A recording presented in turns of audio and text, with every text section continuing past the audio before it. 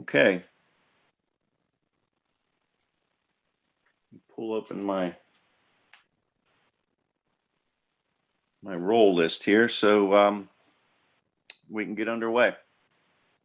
I call to order this meeting in the Thomas Jefferson Soil and Water Conservation District. And I'm going to call the roll, beginning with voting directors first, so we can establish a quorum. And then we'll move into our motion to conduct a electronic meeting. So myself here, Joe Thompson. Here. John Easter. Here. Stephen Meeks. Here. Steve Lucas. Here. Mark Campbell. Here. Angus Murdoch. Angus is with us. Okay, Lonnie Murray. Here. David Collins. Carrie Swanson. Here. And Julie Jones. I'm here. Okay. Let's go to a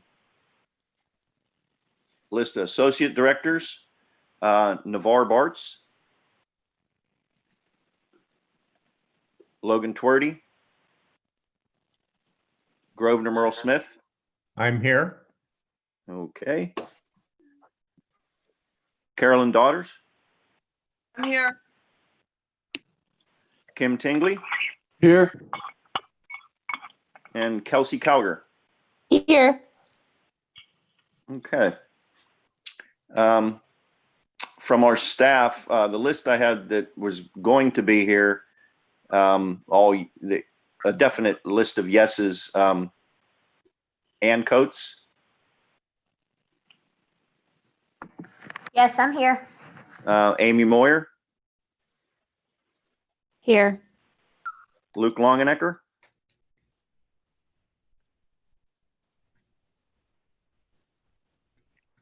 Okay, Chris Geyerson. Here. Okay. Is that it for TJ staff? Is there any other staff members on the meeting today?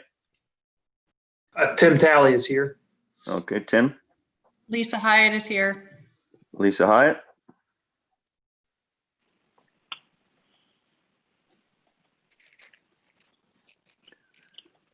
Okay, and partners, Debbie Cross from DCR.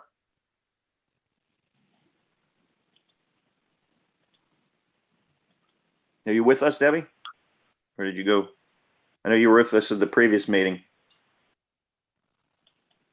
Okay, Corey Kirkland. Morning, Tom. Morning, Corey. Dana Bayless.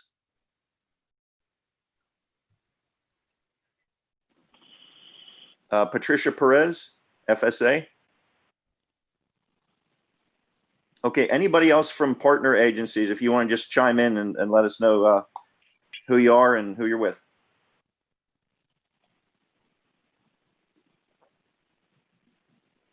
Okay. Looks like we have our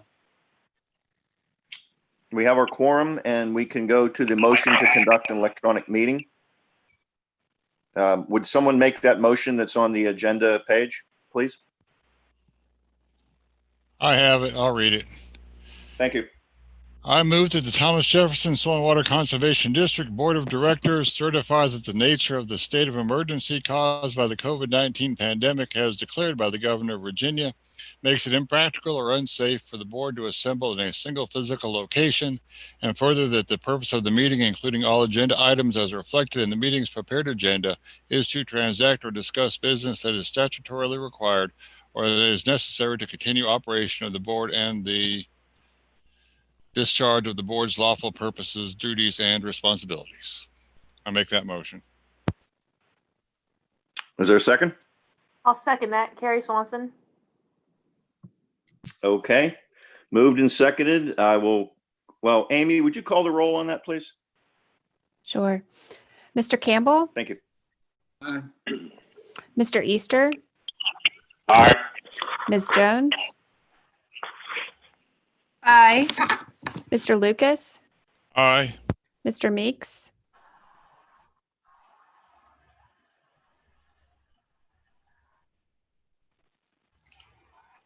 Mr. Murray, Aye. Mr. Pratley, Aye. Ms. Swanson, Aye. Mr. Thompson. Aye. Okay, thanks, Amy. So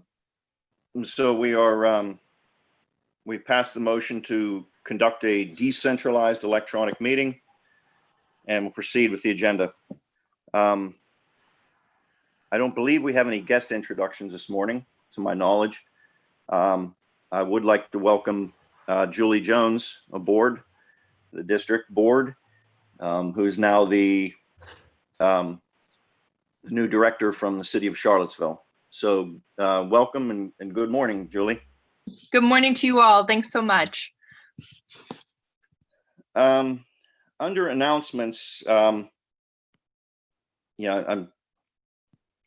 sad to do this, but I have to announce the passing of current board member and former board member.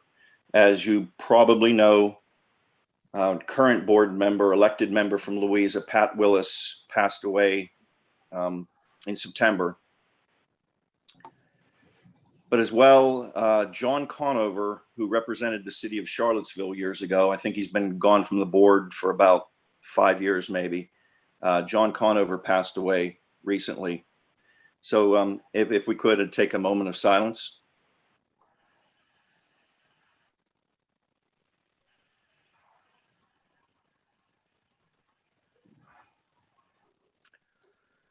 Okay, at this point, does anybody wish to say anything about the folks that the directors that we've lost?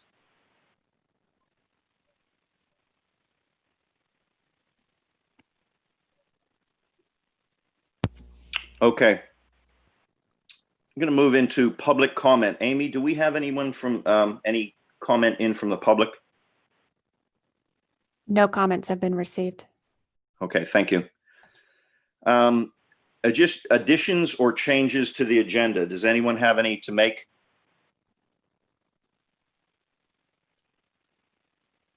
Tom, this is Joe. I don't know if we need to modify the agenda relative to the Ag Committee meeting a few minutes ago.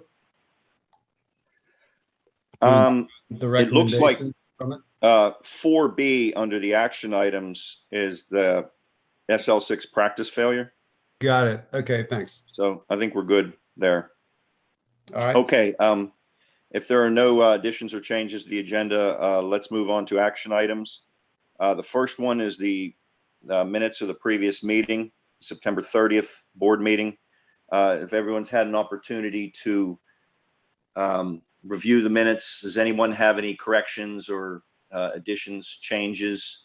If not, I'd entertain a motion to approve. I'd move for approval. I'll second, Stephen. Okay. Moved and seconded to adopt the minutes. Amy, would you please call the roll? Mr. Campbell, Aye. Mr. Easter, Aye. Ms. Jones, Aye. Mr. Lucas, Aye. Mr. Meeks, Aye. Mr. Murray, Aye. Mr. Pratley, Aye. Ms. Swanson, Aye. Mr. Thompson. Aye.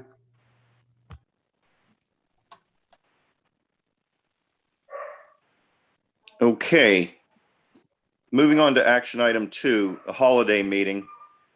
As you might expect this year, it's rather unlikely that we would be having a holiday meeting at Mickey Tavern, but this is the moment we're going to discuss that. We normally would talk about that because you need to make arrangements a little bit ahead of time, obviously. But we wanted to talk about some of the issues surrounding the end of the year. We still need to hold a December meeting. My suggestion is that we continue with the date that we had for that Wednesday in the middle of the month. What we usually do is anything business transacted after that, it's usually involved with ag approvals, and Joe Thompson, as chair of the ag committee, usually takes that on to the end of the year, taking care of any approvals that may need to be done. One question would be, well, first of all, does everybody believe and feel that we will not be holding some type of an in-person dinner meeting in December? If we have a consensus on that, then we just move on to these other items. Okay. Tom, I'll just say, I don't see that, it's, that's a short time away, and I don't think any of us foresee anything changing mightily that would allow us to have an enjoyable, where, the whole board and all of our guests show up. So I would suggest that we not plan on having it at Mickey Tavern, as much as I miss it. Okay, thank you. I just wanted to have, to have it out there. Like I said, I don't believe too many people thought at this time would be able to do such a thing. It does bring up the question of when we would have that meeting on that Wednesday in the middle of the month. I can't remember what date that was going to be, but would we move that meeting to our typical 10 o'clock a.m. slot on that Wednesday rather than having a meeting at 6 p.m., for example? It would be December the 16th. Thank you, Debbie. If we change that date, I believe, I think Amy would probably tell us that we obviously need to advertise that, because we advertise our meetings ahead of time. We need to, and I'm sure that December meeting is always shown as being at 6 p.m.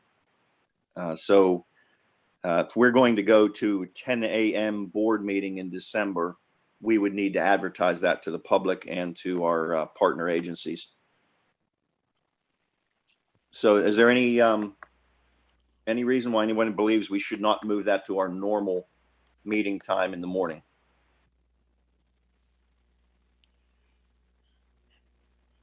Okay. Amy, I would say then we need to advertise that meeting as being at 10 a.m. on December 16th. And do you remember some of the other things we were talking about concerns the end of the year here? And we normally do I know we discussed, we normally are doing something for the Clean Water Farm Award winners there, and how we might go about substituting something to kind of honor them and present their signs.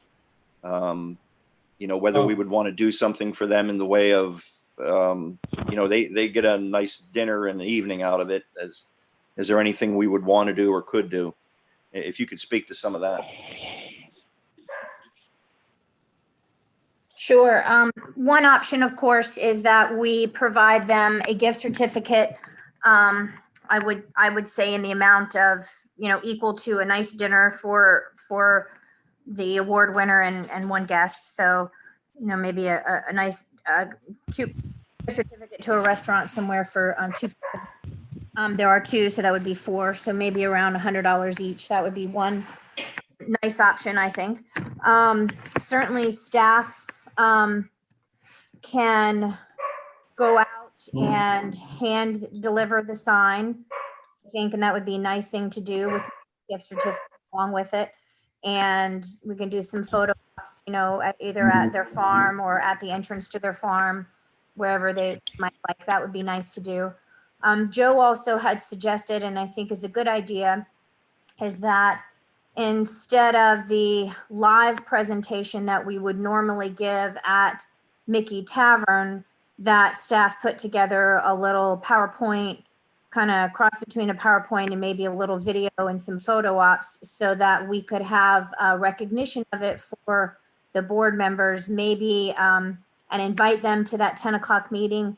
I don't know if, I mean, certainly exciting is going to Mickey Tavern, but then we could have sort of that presentation, if you will, at the board meeting via Zoom on the morning of the 10th. And so we could also recognize them there at that meeting as well. So those are just some options, certainly open to discussion, but those are the sort of the things that we've talked about at this point. And then, you know, we could always invite them again in a year from now to our dinner as guests, just because, you know, I think it would be a nice thing for them to actually have that interaction in person, which we're going to miss this year. You could also do Okay. something at a Board of Supervisors meeting too. You know, after you do whatever you're going to do locally, but maybe get something Yeah. to the Board of Supervisors of the county where the award winners are from. Yeah, and we've done that in the past. I think with their, you know, they're not live right now either, or they're not having in-person meetings, at least maybe I don't know about all of them, but I think many of them are still doing virtual.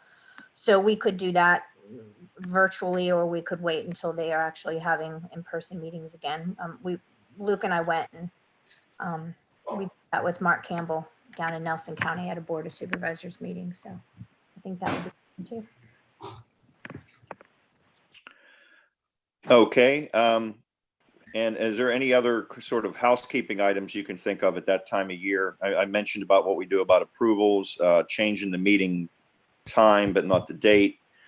You still have to procure the Clean Water Farm Award signs, and depending on when you want to present them, that becomes a scheduling issue. Is there anything else there at the end of the year? I think you said that we're limited in what we could do to do something for staff or directors in the same way that we talked about maybe doing something for the Clean Water Farm Award recipients in the way of giving them their kind of their Mickey Tavern dinner. We may be a little bit limited in what you can do in giving gifts to the staff or directors. You looked into that a little bit, Ann. Yeah, that's correct. We're not able to do those things. So I think that you'll see that the discussion item under 7B should adequately suffice covering a meal, if you will, for staff. So I think that they will be pleasantly surprised if the board agrees to item 7B. That will accommodate any loss of a Mickey Tavern meal that they're going to miss out on. Okay, thank you. So there's that. Unfortunately, it's the directors really that are going to are not. We don't have the ability to provide any expense outside of a director meeting meal, unless anyone, I suppose.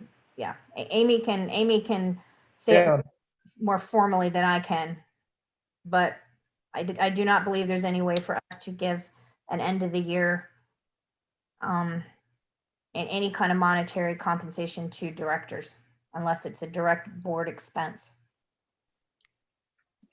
Right. So Ann, I have a suggestion.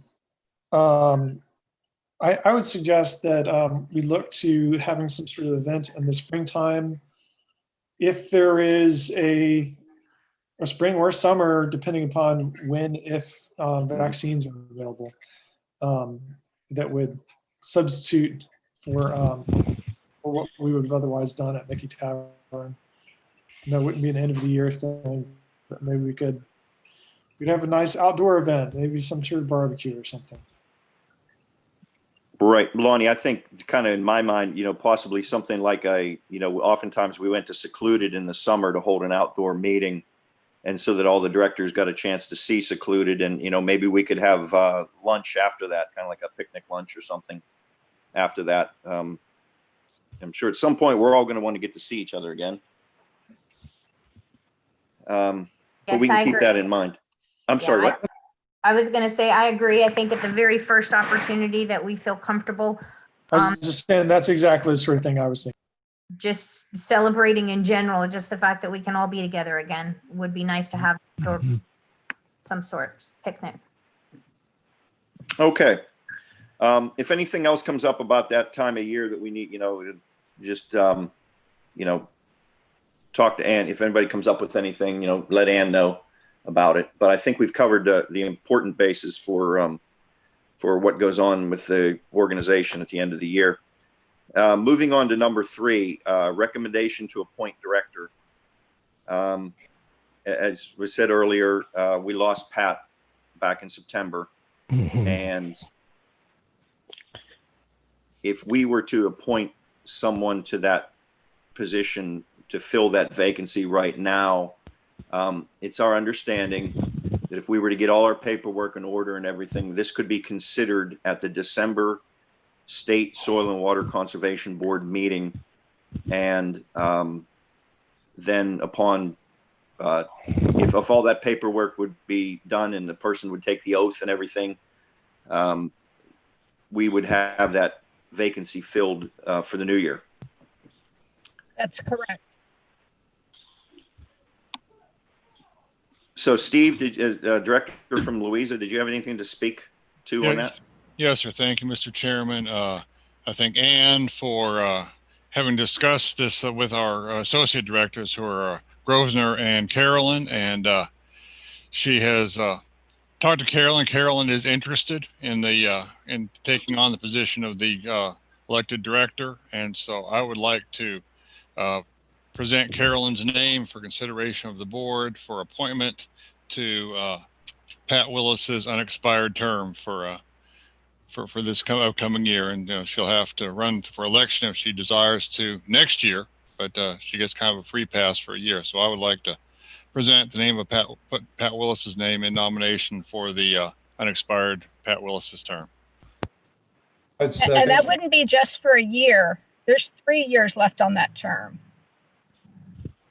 So she wouldn't have to run again next year. So No, there won't be an election of district directors Oh, well, because there are 4-year terms. right. And Okay. so Pat had not finished a full year of her 4-year term. So it'd be a 3-year term. Oh, okay. And then she'd have to run.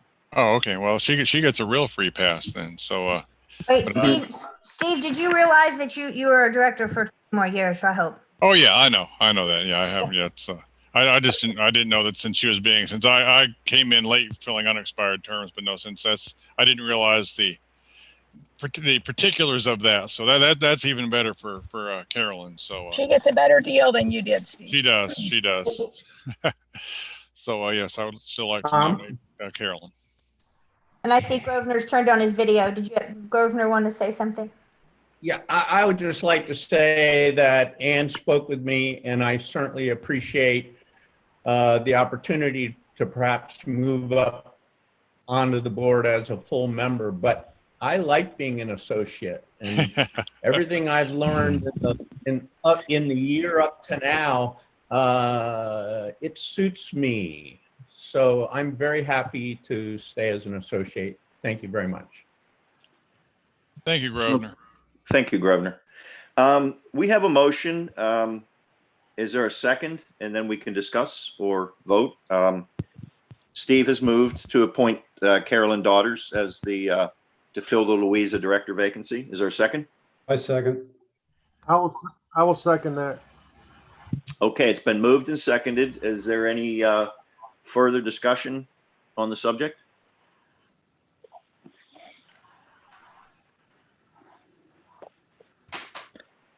This is Julie. So it doesn't need to be fully in support, obviously, but does it need to be advertised? No, this is a board action. Okay. Yeah, whenever we've had these before, and Debbie helps us, Debbie Cross, you'll meet her at some point. She's our conservation district coordinator from the state Department of Conservation and Recreation.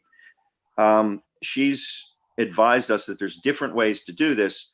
And oftentimes when there's a vacancy and a board has associates for that locality, okay, that sometimes they just, an associate will just move up, will be appointed as an actual director Sometimes a board may choose to do what you said, advertise, look, kind of looking around for somebody. Well, I just because that's what the process that I felt like I went through this fall with you all, which was just to make sure that. Right. If we hadn't had the two associates in line, then we would have had to advertise or go beating the bushes trying to find somebody to take the position. It pays so well, they just beat a path to our door. So. Actually, Thank we you beat for the clarification. That was in jest. I know we're being recorded, so that was in jest. we beat the bushes for a while to find Steve, and luckily some folks we know said you need to talk to Steve Lucas, and it's worked out very well.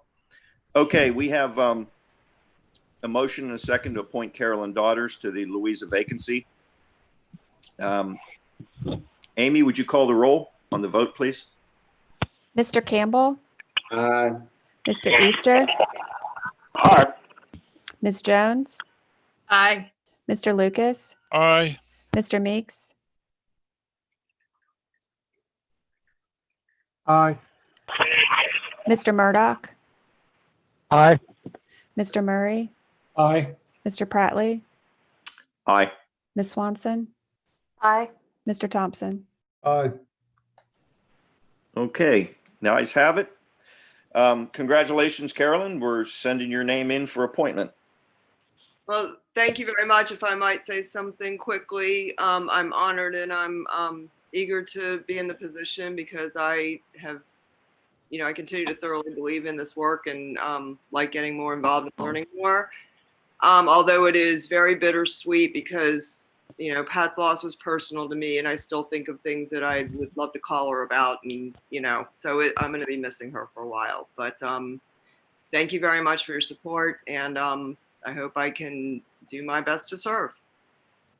Okay, thank you, and thank you for those words. Moving on to number 4, Agriculture Committee report, Joe Thompson.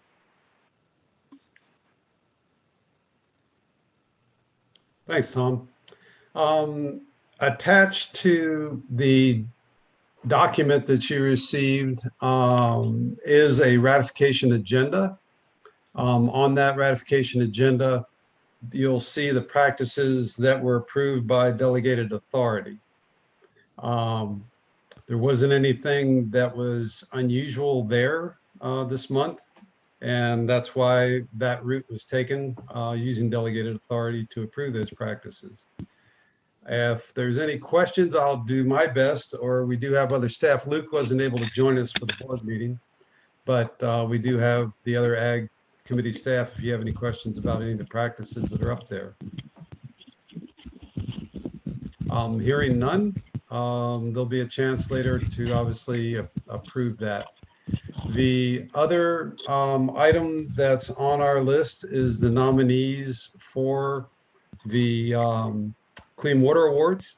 There was already a discussion about how that process, as far as the actual awards will roll out, but I'll let the staff responsible for these applications go ahead and talk about our award winners this year. So whoever worked with Elk Creek Farm, could you give us a little background on this? Yeah, this is Tim Talley. I'm sorry. No, go ahead. Oh, okay. Yeah, this is Tim Talley. I worked with Elk Creek since I about started here in 2016. They're well deserving. They're right on the what they call the warm side of Lake Anna, so the discharge side of the nuclear power plant. There was, without looking at the exact numbers, I think it was about 6.5 miles of stream bank protection on this farm. 400 acres plus of pasture that we've improved through division fencing. About 190 pair of beef cattle are on this farm. Just a dramatic improvement and a drastic improvement on not only water resources but animal conditioning out there. Yeah, I was happy to see this. This was a long process for this one. I was happy to see it finish up, and I was very satisfied with the results of the program out there. Sounds like well deserving of recognition, and it's great work that you did with them, Tim. Thanks. Thank you. And so you can see kind of the write-up here.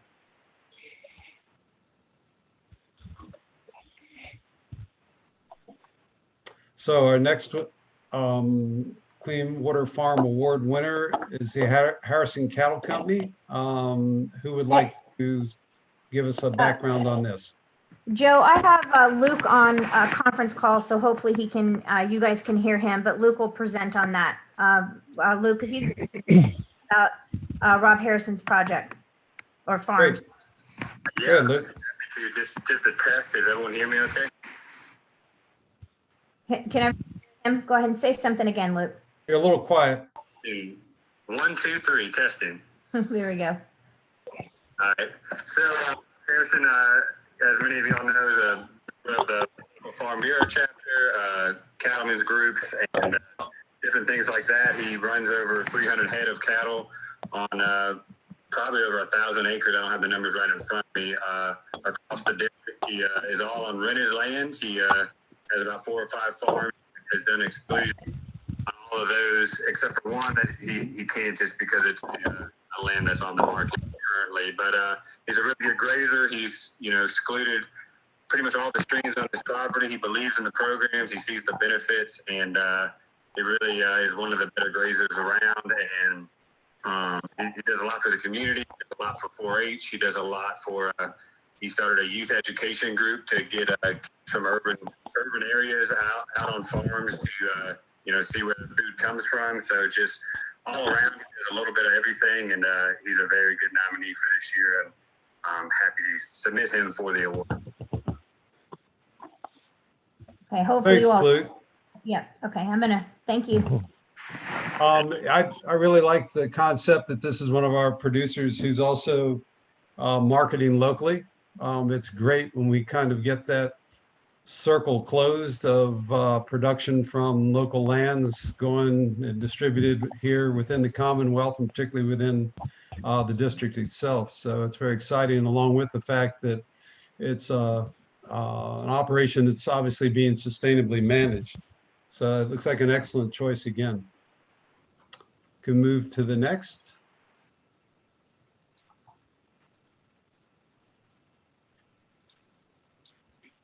So those are our nominees for this year. Are there any questions?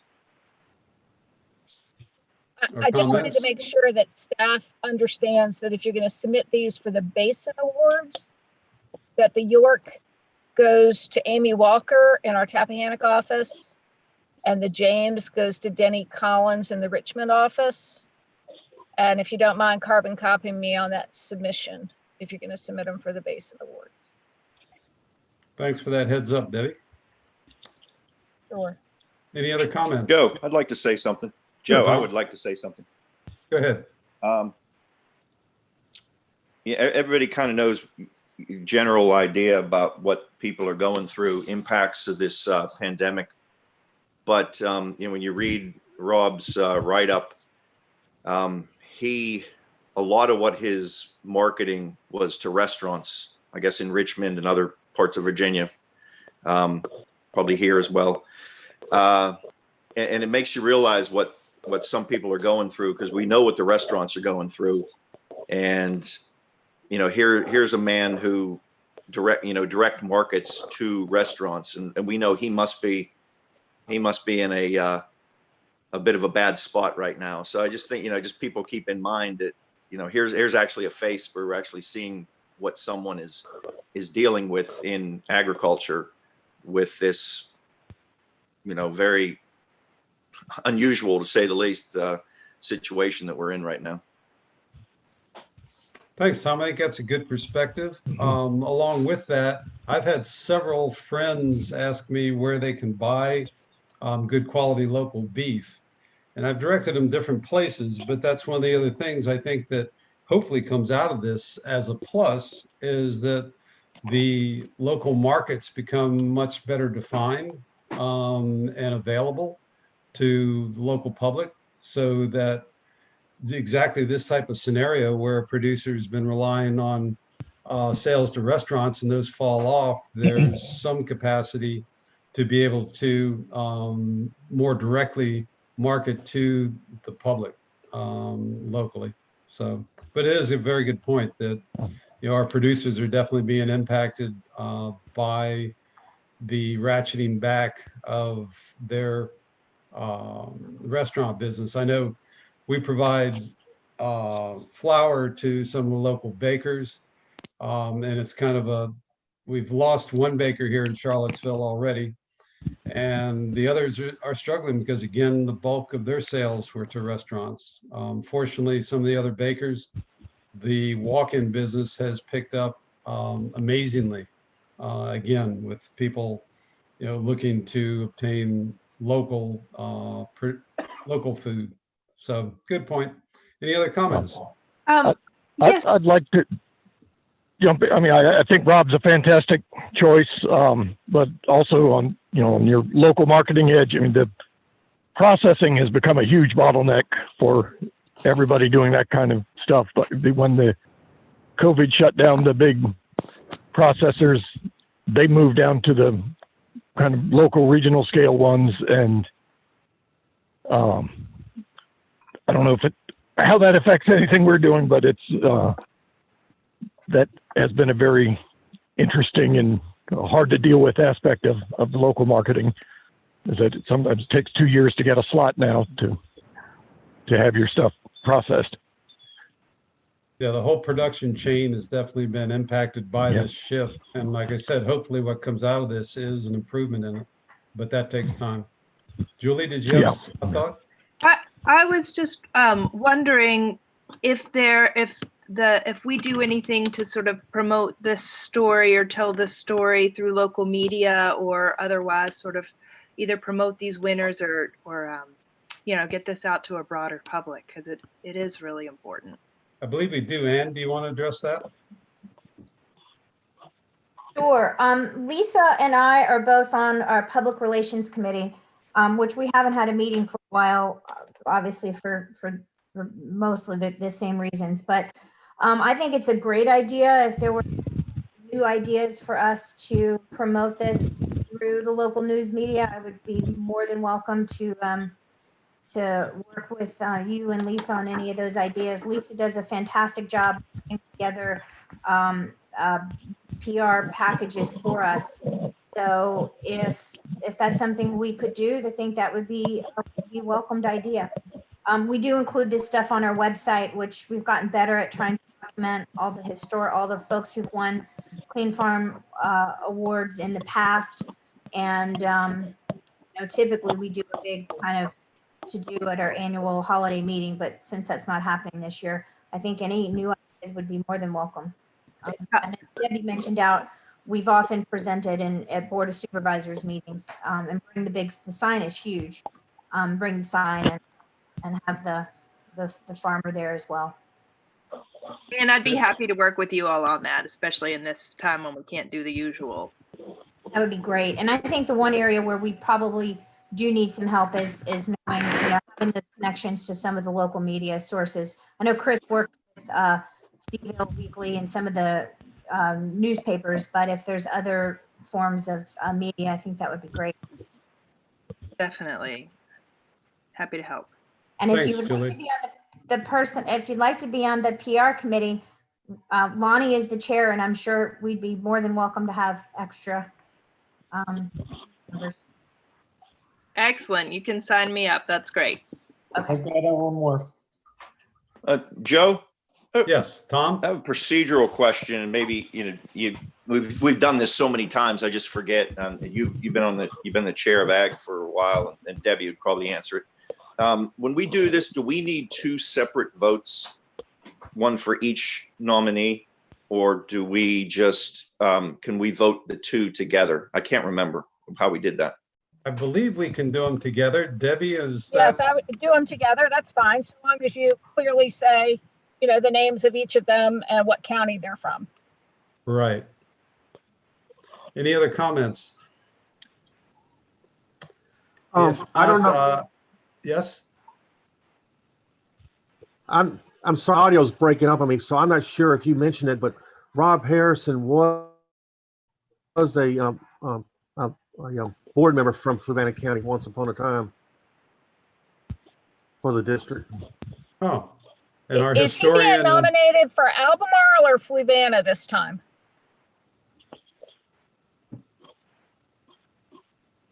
Pretty sure he's Fluvanna. I'm not positive, but his main operation is in Fluvanna.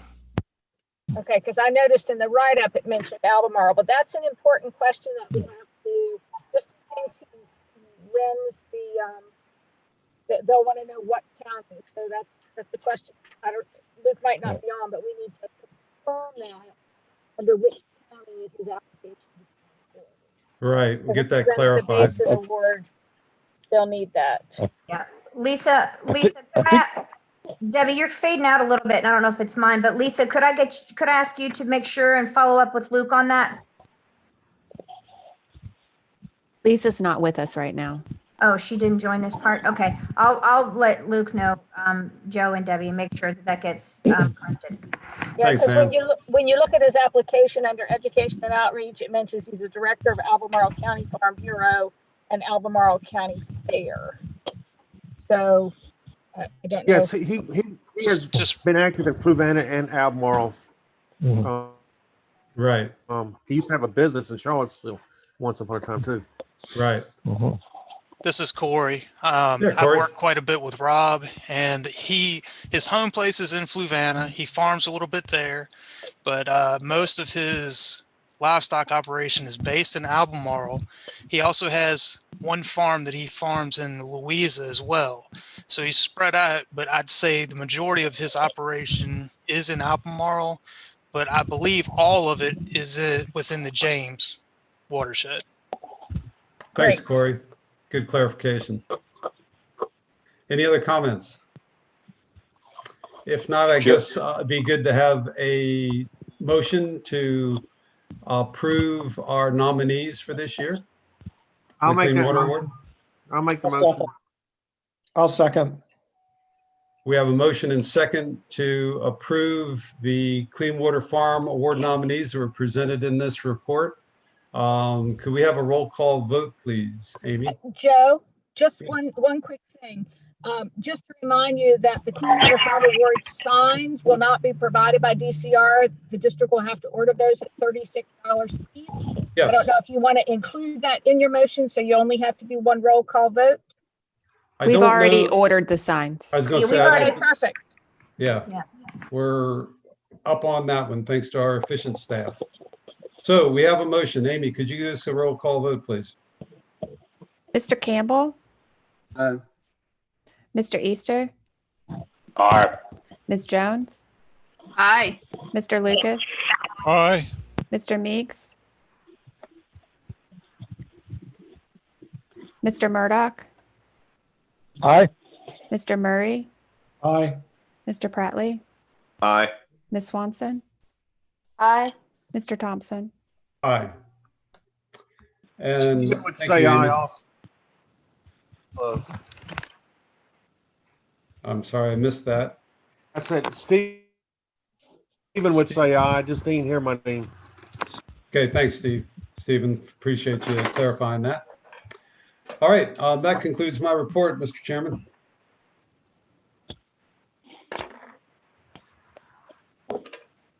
Oh, Joe, you want to go with that 4B SL6 practice failure? Oh, I'm sorry. I got a little drifting there. So it doesn't conclude my report. Thanks for that reminder. The SL6 practice failure that you see on our agenda, what we had is, or have, is a situation where a watering system was installed for livestock that included a well. And of course, with that well, there's a pressure pump associated switch. And those are put in generally an underground housing. This particular practice was put in an underground housing these underground housings, because you've created more or less a vacuum below the ground for moisture, require drains as part of the specifications for them. And in order to keep them from flooding when there's significant rain. This one did not have a drain put in. It was approved by one of our former staff members. And over the last couple of years, it has failed multiple times due to the fact that without a drain, its collected water has flooded up and shorted out the electricals in there and burn out the switch several times. Luke had gone out, had met with the producer. I looked at it, realized that the practice failure was really our fault for approving it without it being properly installed.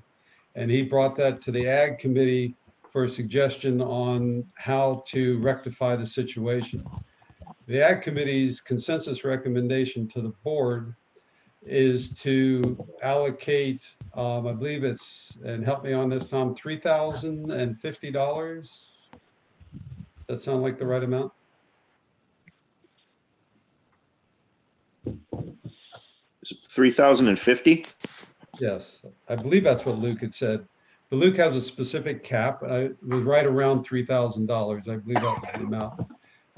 To replace this, and we had several different possible approaches to fund it. The one that the committee is recommending is that we take these funds out of the district's budget and not out of the cost share funding, but out of our actual budget to replace this because it was an issue that was caused by our staff, unfortunately. And it would go, the procedure would be that the producer would go ahead and find a contractor. He'd be told this is the cap for the replacement cost. Find a contractor, have that replaced. We would inspect it again, this time to be sure that it does meet the specifications for that practice. And then we would reimburse the producer for the cost of that particular practice being replaced. And this, because it's an expenditure of funds, I believe would probably need a separate vote for approval or recommendation for approval. Any comments or questions? I did confirm the amount is $3,050 on the estimate. Thanks, Amy. I'm glad my brain's functioning somewhat this morning. I would move to approve the expenditure of with a cap of $3,050 to address the practice failure. I'll second that, and just with a brief comment that we've looked at this in a lot of detail at our committee meeting, and it was a strong consensus of the committee that this would be the proper way to pursue this problem. We have a motion and a second. Any other comments before we do a roll call vote? Amy, could you do a roll call vote first? I'm sorry. Angus, was that you? No. Oh. Okay. I mean, I'm here, but I. All right, we'll proceed. I think it was static. No comment. Yeah. We'll proceed with a roll call vote, please, Amy. Mr. Campbell? Aye. Mr. Easter? Aye. Ms. Jones? Aye. Mr. Lucas? Aye. Mr. Meeks? Aye. Mr. Murdoch? Aye. Mr. Murray? Aye. Mr. Prattley? Aye. Ms. Swanson? Aye. Mr. Thompson? Aye. And I believe now that concludes my report, Mr. Chairman. Thank you. Okay. Do we have a motion to adopt the Agriculture Committee report in total?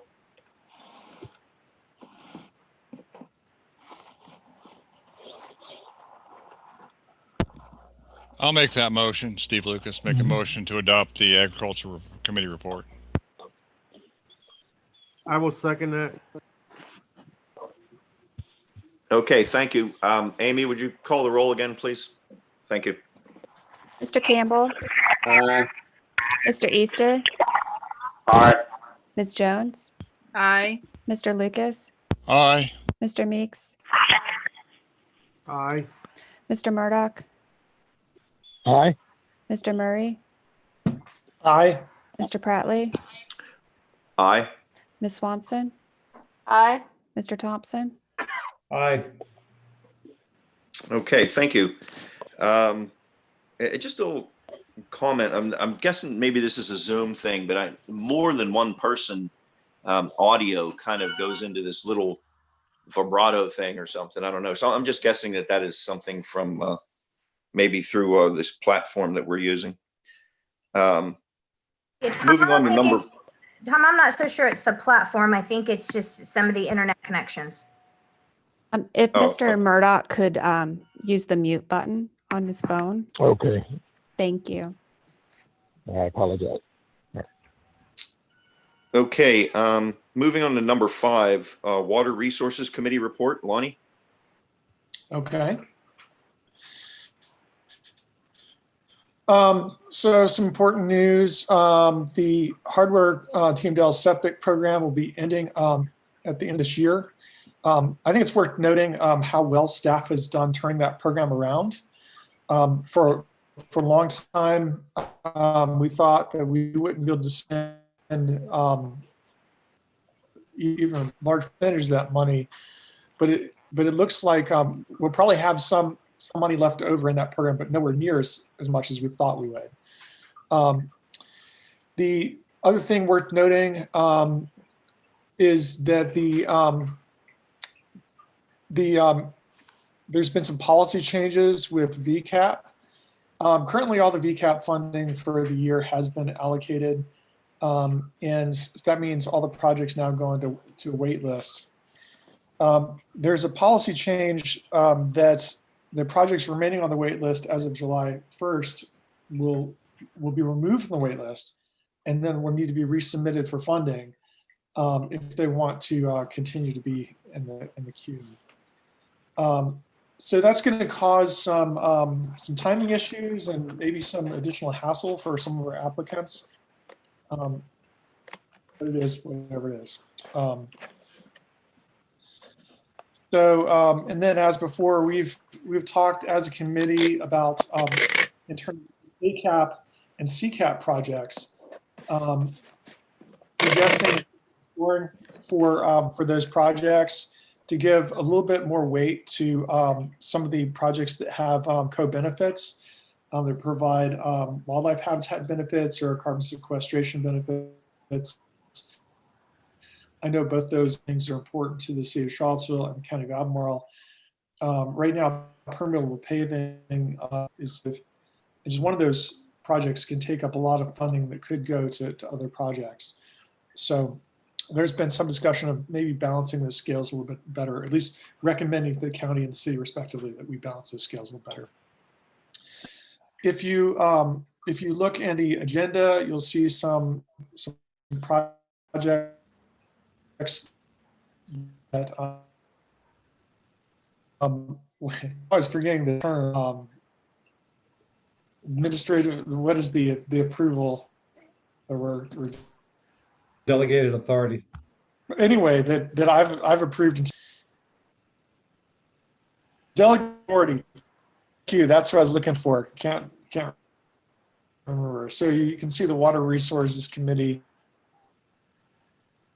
approvals under delegated authority. All I have, unless staff would like to give any updates or other committee members would like to comment. Lonnie, thanks for the report. If everybody can hear me okay, Lonnie, you were cutting out a little bit, but for me, just so everybody's clear, what Lonnie was I'm sorry. Lonnie was referring to is the VCAP funding, but not we still have funding for ACAP and CCAP, although Chris could probably speak to the status of how much funding we have left in those two separate sources of funding. So just when Lonnie talked about VCAP, that's the statewide funding. There was $500,000 for this fiscal year, which started July 1st. and it had been 100% obligated by the end of September. So $500,000 in just 3 months, if that tells you how high of a priority that program is statewide. But then we also have 2 local sources of funding, the Charlottesville CCAP funding and the Albemarle ACAP funding. And Chris, would you mind giving us an update real quick on what the status is of how much funding's left in those 2 buckets? Yeah, absolutely. So far for this fiscal year, the Charlottesville Conservation Assistance Program, for our FY21 funding, we have allocated $16,651.88 and have $10,348.12 remaining.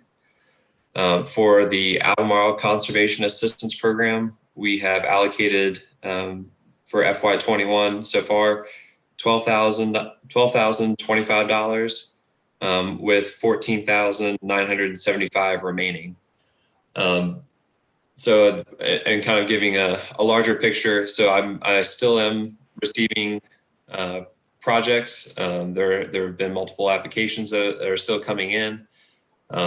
You know, as we get closer to our, as I think as Lonnie mentioned, or as you saw in the meeting minutes, we're on a quarterly basis. So applicants have until, for this next quarter, have until December 31st to submit a project and then review after that.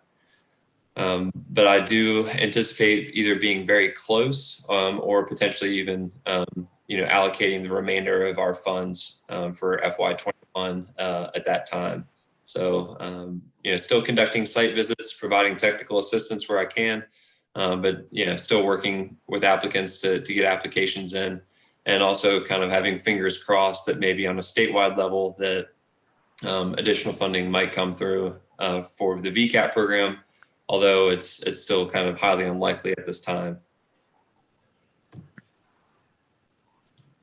And also as an update for myself, Mary had previously been on the Charlottesville Water Resources Protection Program Advisory Committee.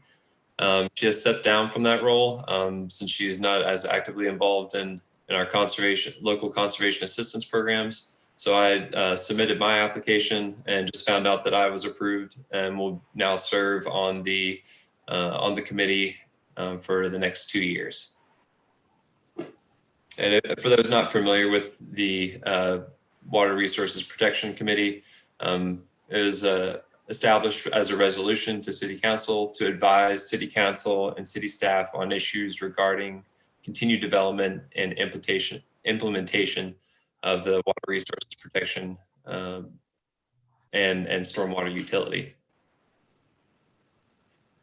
Great, thank you, Chris. And yes, we're very excited that you were appointed onto that committee. That's a great role. Thanks for updating. If I may, I have a question for Ann. Sure. Ann, the VCAP program people have said to continue site visits and, you know, work on projects to go on to the wait list. How is TA handled there? How, you know, Chris's time to work on something that won't come to fruition while there's no funding. Is there, I can't remember how that works. Is there a TA component to that money, or how would his time be paid for if he's working on VCAP projects to make sure they're in the pipeline, but they're not going to happen until maybe next year when funding becomes available? You are correct. There is no longer funding for TA as a flat rate from VCAP for like we used to get up front. There is I believe, correct me if I'm wrong, Chris, but it's still a $500 reimbursement on TA for any project that gets approved. But if don't get completed. Completed. But if the projects don't get completed, then we do not get reimbursed for the staff time. So there were 2 components to the TA. Historically, there was around a $9,000 or $10,000 TA, but that was also for our participation on the steering committee. Most districts statewide did not get that. There were only, I believe, 5 districts that were receiving that funding. We were one of those districts because we were at the ground level when this first became a pilot. That went away, I believe, last year or maybe even the year before. And then now it's just everybody's treated equal. It's a $500 per project reimbursement. And as Chris said, it's upon completion. The challenge, of course, now is that, as Lonnie pointed out, the waiting list, correct me if I'm wrong, but the waiting list, anybody that goes on it this year would either have to reapply, right, Chris, come July 1st of next year? Correct. And that's assuming that nothing changes with the program. So for example, for this year, the permeable paper practice, in previous years we had allocated a maximum cost share, 75% of actual costs up to $15,000, and the change went from that to $10 a square foot to a maximum of $10,000. So they would have to reapply, but now their cost share has dropped, or there's a number of things that could go into an application or a certain practice that might change the project itself.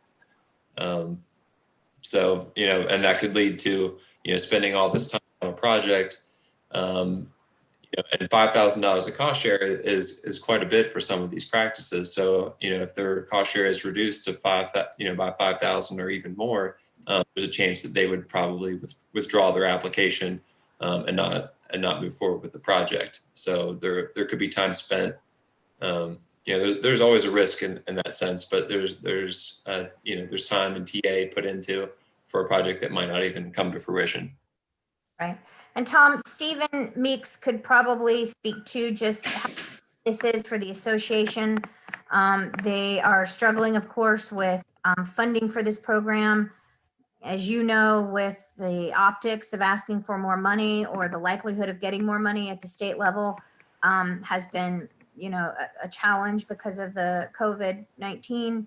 I think it's going to go through some more serious growing pains. And unfortunately, that does mean less funding for our staff to do the TA, or less guarantee that we're going to be able to get reimbursed for the staff time. And that does pose as a challenge financially for us for that staff position. And if you recall, Chris mentioned, I believe at the last meeting, we are hopefully going to be able to partner with RCA on some grants in the future to focus some more on the do-it-yourself tutorials, check sheets, videos, workshops, whatever we can do to still provide technical assistance to landowners that could be interested in doing these projects on their own. I know Mary at one point had designed a project for someone who really didn't want the cost share funding. They just wanted someone to come out and design it, help them figure out what they needed to go buy, and they were more than willing to install it themselves. So we could be seeing some changes in that regard. Certainly, we're still grateful that we have the Albemarle funding and the Charlottesville funding. The districts that do not have local funding, I really don't know how they're going to continue on without any funding from the state program.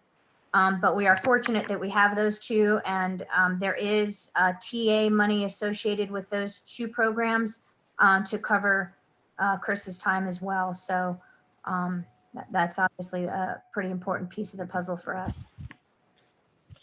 Hopefully that answers your question. Yes, thank you. The only other comment, I can't remember if it was on the Water Resources Committee report. I haven't heard it this morning. Is that just make everybody aware? I know some emails went out about the what's it called, South Fork Ravenna TMDL process, which is coming underway now.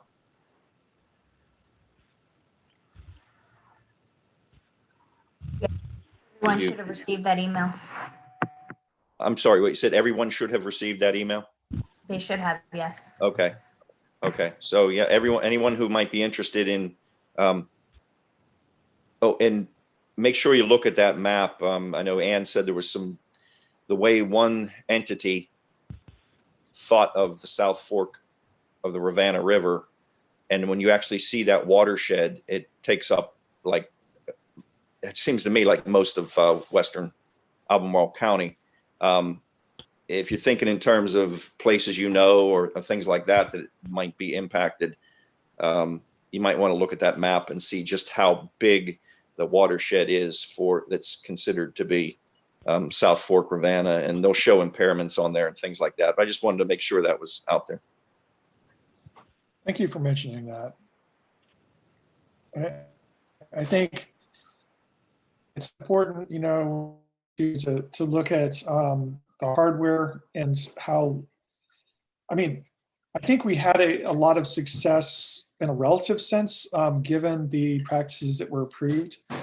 But I think we could have had a lot more success in the hardware if there was VCAP type practices approved within the hardware. And so I think for some of these TMDLs, we definitely need to make a stronger case that we need to be allowing some other practices besides just simply the septic pump outs and the other traditional ones.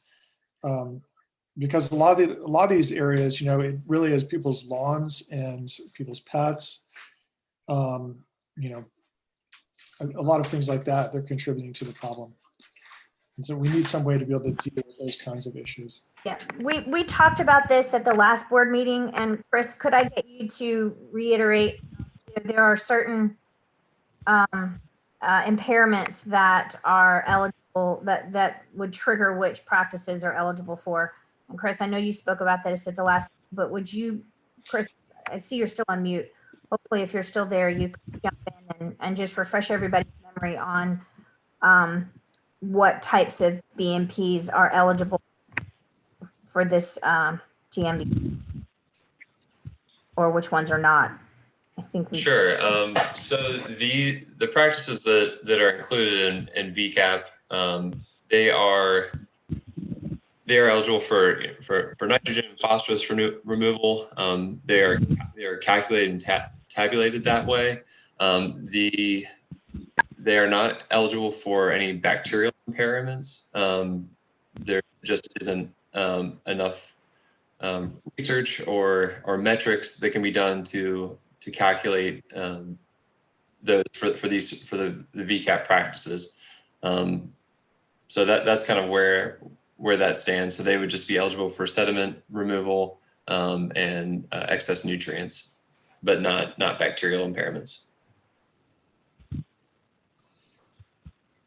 So in terms of sediment, if you had a property owner, for example, that had a wash of water going across the yard, an erosion issue, then certainly VCAP practice that would address that erosion issue would be something that should qualify, right? Correct. Yes. I just wanted to make sure everybody understood that sometimes the TMDLs, what the impairments are for, sort of dictate what types of BMPs are going to be eligible for those implementation efforts. So just keep that in mind. Our staff will be participating in the TMDL meetings. Hopefully the directors will be able to attend as well. Lonnie, obviously it would be great if you were able to participate since it's Albemarle and it's Water Resources Committee. So that would be fantastic. Yeah, thank you for bringing that up. And then also in terms of what practices apply to what, I mean, we had a bit of a discussion about bacteria, and that particularly about geese and the impact of geese on bacteria with some of these TMDLs, that a better case could be made about taller vegetation along waterways as a deterrent to geese, which would in turn have an impact on reducing bacteria. And there's some good research that we've talked about, particularly coming out of, I think there was even a locality up in Northern Virginia who's talking about the impact of geese and how to prevent that. But there's always that column in TMDLs where they say, here's the bacterial contribution from wildlife, and we just can't do anything about that. Well, I think in many cases we can't. But But obviously we have to make that case, and, not a lot of, there's not a whole lot of research, but I think the research that's out there does definitely support doing something about that. Anyway, that's all I got. Geese taste good. Well, I think That's all you have?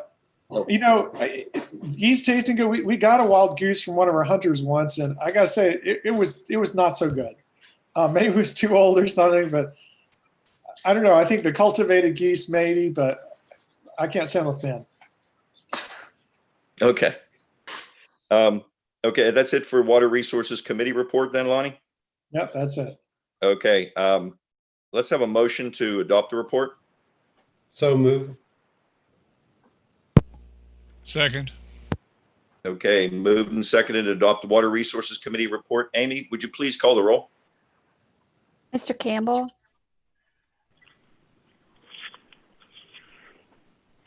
Mr. Easter, Aye.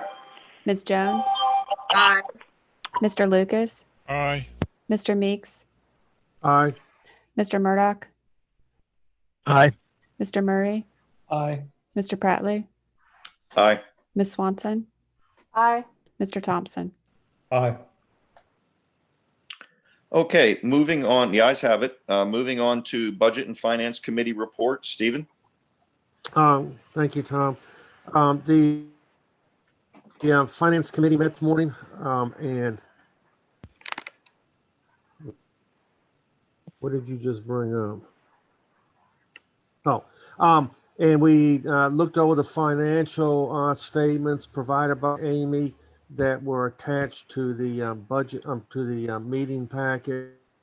Didn't see anything amiss, and the committee voted to accept the report and to present it to the full board for consideration for acceptance. And that was the extent of, well, we had a few other tidbits of information we discussed, but that was the main business this morning.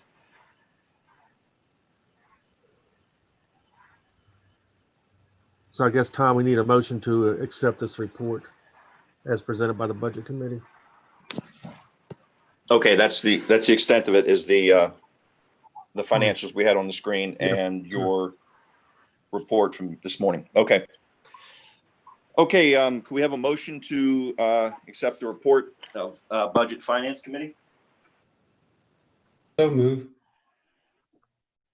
Second, Mark. Okay, moved and seconded. Amy, could you call the roll on that vote? Mr. Campbell, Aye. Mr. Easter, Aye. Ms. Jones, Aye. Mr. Lucas, Aye. Mr. Meeks, Mr. Murdoch, Aye. Mr. Murray, Aye. Mr. Pratley, Aye. Ms. Swanson, Aye. Mr. Thompson. Aye. And Amy, I didn't hear my name again. Not your Okay, fault. So I say thank aye. you.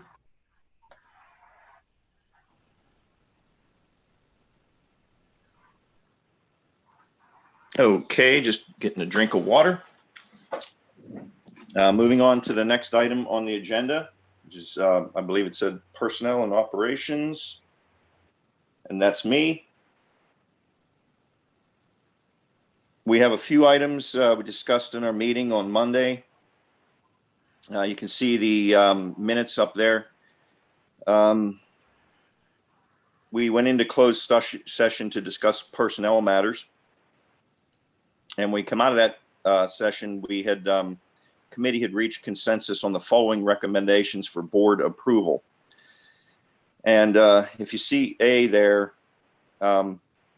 unfortunately, Mary Eisenman has told us that she needs to step back from full-time employment, and she had submitted a letter of resignation, and there was an understanding that she would discuss with Ann and Luke about what type of work she might be able to pick up for us on a part-time basis.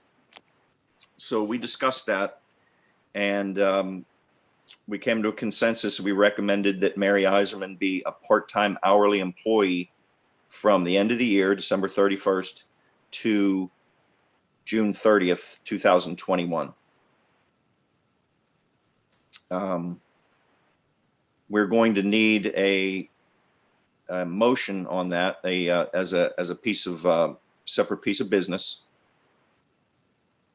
I think we discussed that would be, Debbie, we need a motion on that, correct? And what do we need to state in that motion?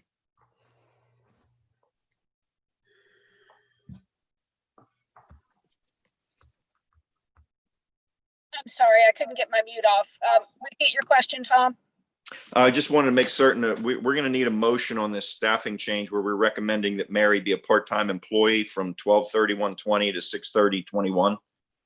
Is that Yes, simply if somebody? Yes, I would say that you would need a motion to do that because you're moving her from full-time to part-time temporarily due to COVID. Okay. So if somebody would make a motion with that recommendation that you see on the screen.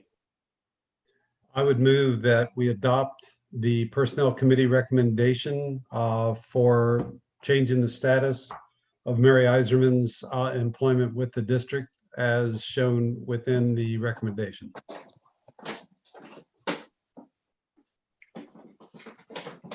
Do we have a second? I'll second that. Steve Lucas. Okay, is there any discussion? Any questions on that motion, that particular piece of business? Question, Tom. You said in your original presentation that she'd asked to be was a resignation, or was she asking to be part-time from the beginning? Oh, we actually had a resignation, and then it was discussed between her and staff, Ann and Luke, about the possibility of being a part-time employee. So, they asked her to kind of come up with a list of the kinds of things she might be able to do for us as a part-timer remotely, and kind of a rough idea of maybe how many hours. And then she presented that to Ann and Luke and decided to go ahead and have her as a part-time employee. Okay, that's great. Thank you very much. I'll just mention, I was just going to say, I've tremendously appreciated Mary's contributions to our work. So. Well, thank you. Thanks, Lonnie. Yes, it's, I think she wanted to be able to just stick around, and we of course wanted her to, but we have a motion and a second on this. So let's, Amy, let's have a roll call vote. Mr. Campbell? Mr. Easter? Aye. Ms. Jones? Aye. Mr. Lucas? Aye. Mr. Meeks? Mr. Murdoch? Aye. Mr. Murray? Aye. Mr. Prattley? Aye. Ms. Swanson? Aye. Mr. Thompson? Aye. Okay, thank you, Amy. The ayes have it. In the second piece of business that came out of the closed session, we reached consensus on recommending approval of holiday bonuses for all staff for a total amount of $10,000 to be paid with the November payroll. We could discuss now, or somebody want to move, and a second we could discuss under the motion. I make the motion to approve the staff bonuses for November. Second. Okay, been moved and seconded. Is there any discussion on that or question?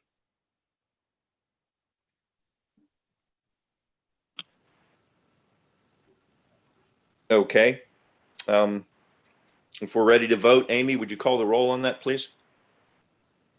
Mr. Campbell? Aye. Mr. Easter? Aye. Ms. Jones, Aye. Mr. Lucas, Aye. Mr. Murdoch, Aye. Mr. Murray, Aye. Mr. Pratley, Aye. Ms. Swanson, Aye. Mr. Thompson. Aye. And I believe that Mr. Meeks has left the meeting.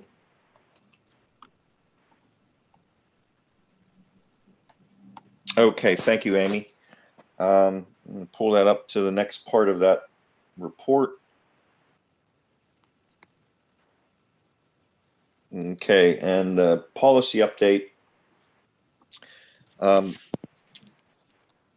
In that section, that was not under the close, that was in open session.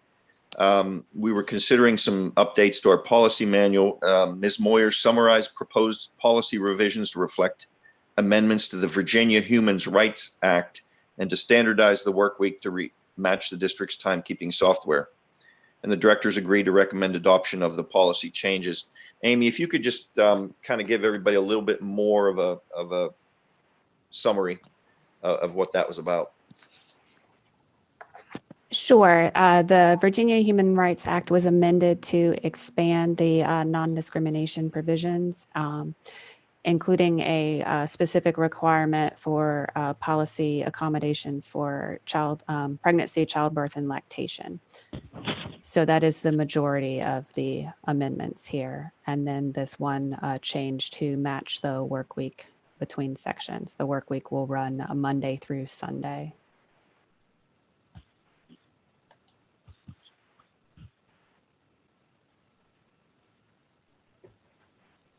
Okay, thank you.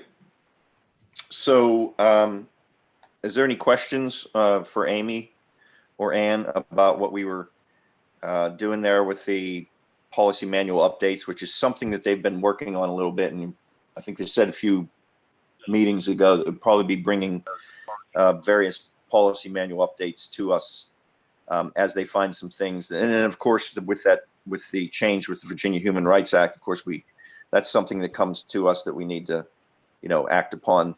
But they're also going through our policy manual, just making certain that things line up and, meet any statutory requirements. Of course, you would follow any statutory requirements, even if they weren't in your manual, but we like to have, it all line up. So are there any questions about what we're proposing there? This specific change regarding pregnancy accommodations, it's required by the act that it be expressed in your policy as well as a notice posted, and the deadline for that is tomorrow. So we were made aware of this change just in the nick of time. Monday through Sunday doesn't make any sense, since Sunday is the first day of the week. But I don't know if it's in the code or they have some different definition of a week. I guess it's fine.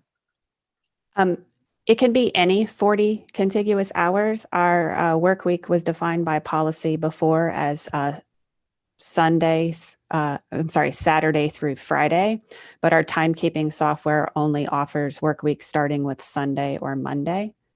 So we picked Monday so that if just to have the weekend fall entirely on one pay cycle for when people work events or anything that would fall on a weekend, they can plan for that. Okay. So this is a software accommodation as opposed to changing lifestyles. Okay, thank you, Amy. Well, it's both. Amy was answering Tom's question first about the other part being a law that we were just made aware of. Then the part about the time tracking is two reasons. One, it matches our timesheet program, but also if someone were to work an event on a Saturday or a Sunday, it gives them the opportunity to shift or flex hours during the Monday through Friday work week so that they don't go over 40 hours. The way it was set up was that you had to, if you worked on a Saturday or Sunday and you worked an event, then you had to take off the following week and it didn't always work out as easily. So this gives the staff a chance to pre-plan their hours. Hopefully that makes sense. But one of the bigger reasons too is it now matches our timesheet program.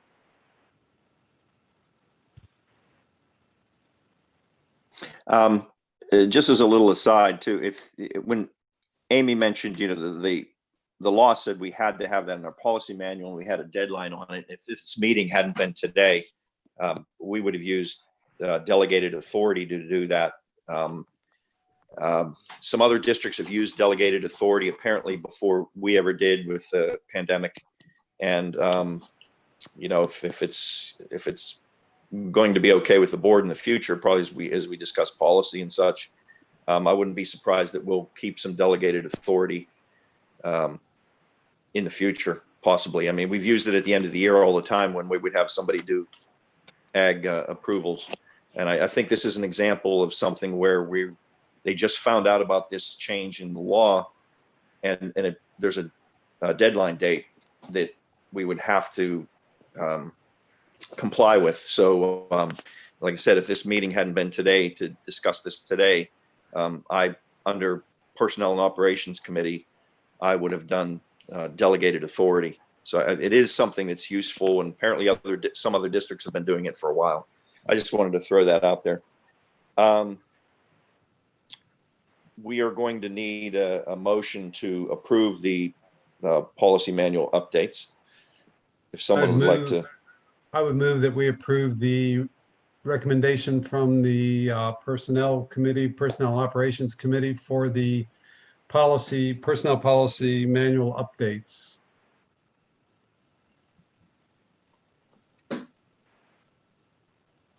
Is there a second? Second. Okay, moved and seconded to adopt the personnel policy manual updates. Amy, would you please call the roll? Mr. Campbell? Aye. Mr. Easter? Aye. Ms. Jones? Aye. Mr. Lucas? Aye. Mr. Murdoch? Aye. Mr. Murray? Aye. Mr. Pratley? Aye. Ms. Swanson? Aye. Mr. Thompson? Aye. Okay, thank you. Moving on to our next, let's see, go back to I believe we're moving on from, come on, I'll get my agenda here.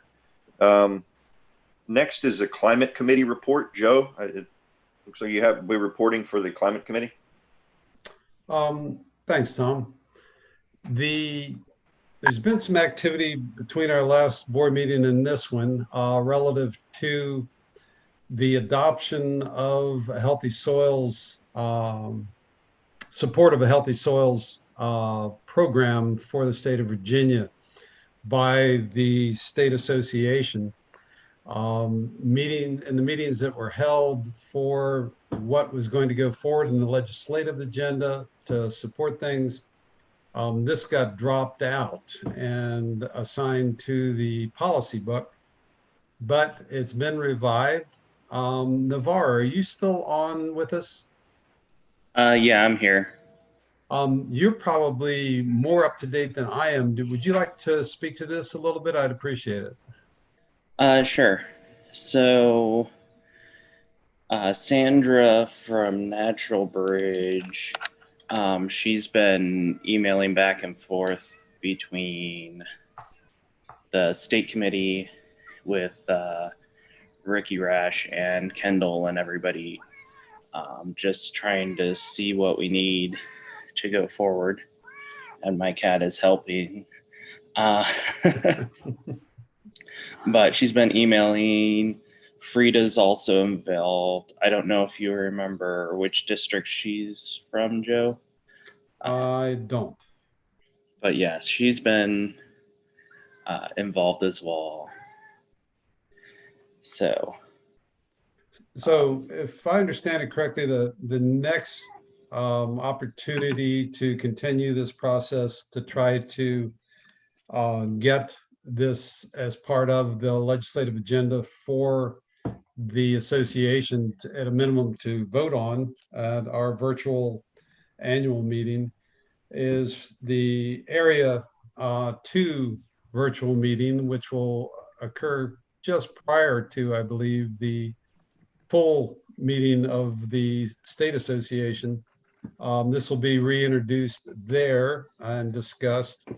And there'll be the opportunity during the full meeting of the members of the Virginia Association of Soil and Water Conservation Districts to have this introduced from the floor, to have it placed back as an item in the legislative agenda with whoever is present and eligible to vote on that. So that's, I believe, where we're headed at this point. You want to add anything else to that, Navar or Ann or Kim? Yeah, Kim is on also. Joe, I apologize. I'm multitasking. You did say that we're going to try to meet. I hope the committee is going to meet next Wednesday, November 4th, with the idea that we could provide some information to Jim Gelson for. I hadn't mentioned that, but that's a good point. Okay, so hopefully if everyone is available, I believe we're going to shoot for 1 o'clock. I need to confirm with Amy that she's available at that time to be the Zoom master, because that meeting will need to be recorded. And the goal would be to provide information to Jim Gelson for the Area 2 meeting on November 10th. So I'm going to let Jim know that we will not have anything for him this week. I think he had hoped to have something sooner than later. So if we do have a draft, we could send it. But since the committee is going to meet on the 4th, I will let him know that we would hopefully have something for him that afternoon. Great. Any other comments from the committee members, Kim or Navar? I think the only other thing was that I know Sandra's been reaching out to her delegate and senator people. I'm going to try to get a hold of Delegate Hudson. I talked to her a little bit, but earlier in the summer, but I haven't had a chance to talk with her since they had the special session and everything. Her plate was pretty full. Right. But at least earlier she indicated she'd be interested in introducing healthy soils legislation to the floor, but I don't know if she's had a chance to look at this particular version of the bill yet. But I know Ricky, who's in charge of the legislative committee for the state board, he was saying that it's good to have people in the General Assembly who are already on board, and also potentially support from the agencies that would be affected, like DCR and DEQ. Well, I will say we spoke with Sally Hudson last year, as well as Crete Deeds, and both of them were very supportive of the idea of having some legislation on this. Thanks, Kim. I know Crete fairly well, and if you have something in specific, I'm happy to run interference. That'd be great. Thanks. Other comments? Joe, I have a question. Sure, Tom. If it didn't go through the legislative call, the representatives there, and it didn't pass, and you take it to the floor, then you're pretty much going to need, like, maybe you would think of like a lot of rank and file people who are representatives that day, directors and such, who are on that meeting, who are basically, making up the session there, the business session. Is there any thought to how to reach out to people to let them know? I think a lot of times people take their direction from the people that are, their leadership and representing them and such. And I don't remember exactly how that works on a legislative phone call on the statewide basis. I think it was where you're trying to get the board of the state association on that legislative call. You're trying to get the board of the state association to sign off on this. Is that correct? That's correct. And a couple things. One, Stephen Meeks did a great job. He actually supported this when they met, and he was the only vote for it. And then also, if you recall, at the, I believe it was the last annual meeting, or the one, I think it was the last one, we had a similar challenge with trying to get the state association to support questioning the enforcement of erosion regulations on the pipeline activities that were going on within the state. And again, the board chose not to initially. We brought it up from the floor, and we made our case at that point from the floor as to why we thought that the state association should in fact be supportive of tighter oversight and enforcement of those. And we were successful. The body voted in favor of it. So that's another opportunity to present the case. Be somewhat trickier, but I don't think that much trickier to do that virtually. Again, everybody will be listening, just like they were at the annual meetings when we were physically together. So that'd be another approach. But it's a good point, Tom, that thinking about how to get information out and distributed to all the members, all the board members in the state about this and why it's a positive thing. Again, letting them know that Farm Bureau supports it.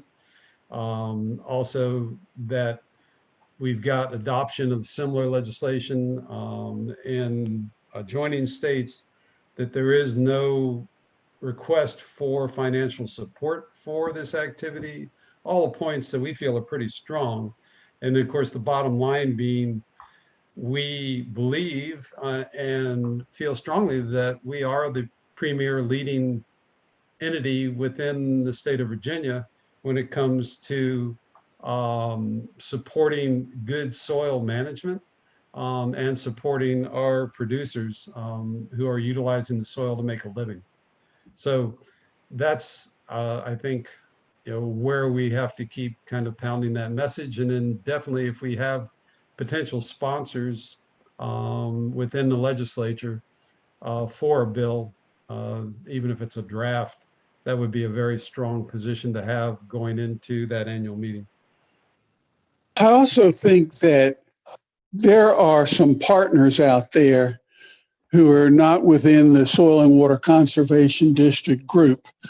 And I think tracking down those partners and getting a list of them and statements and perhaps a good solid one-pager about the proposal that, or page and a half, that would be easy for our compadres to process, would be very powerful.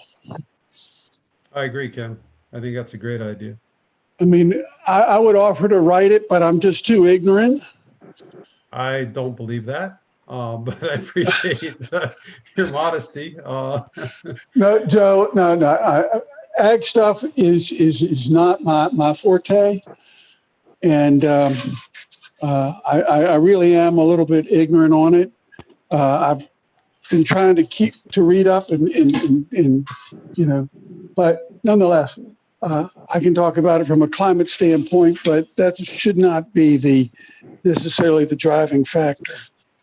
Right. I agree. I think it's, there's some big drivers here relative to the financial stability of our ag community, as again, another opportunity with carbon sequestration, along with the sustainability of utilizing soils in a manner that can keep their production long-term and high.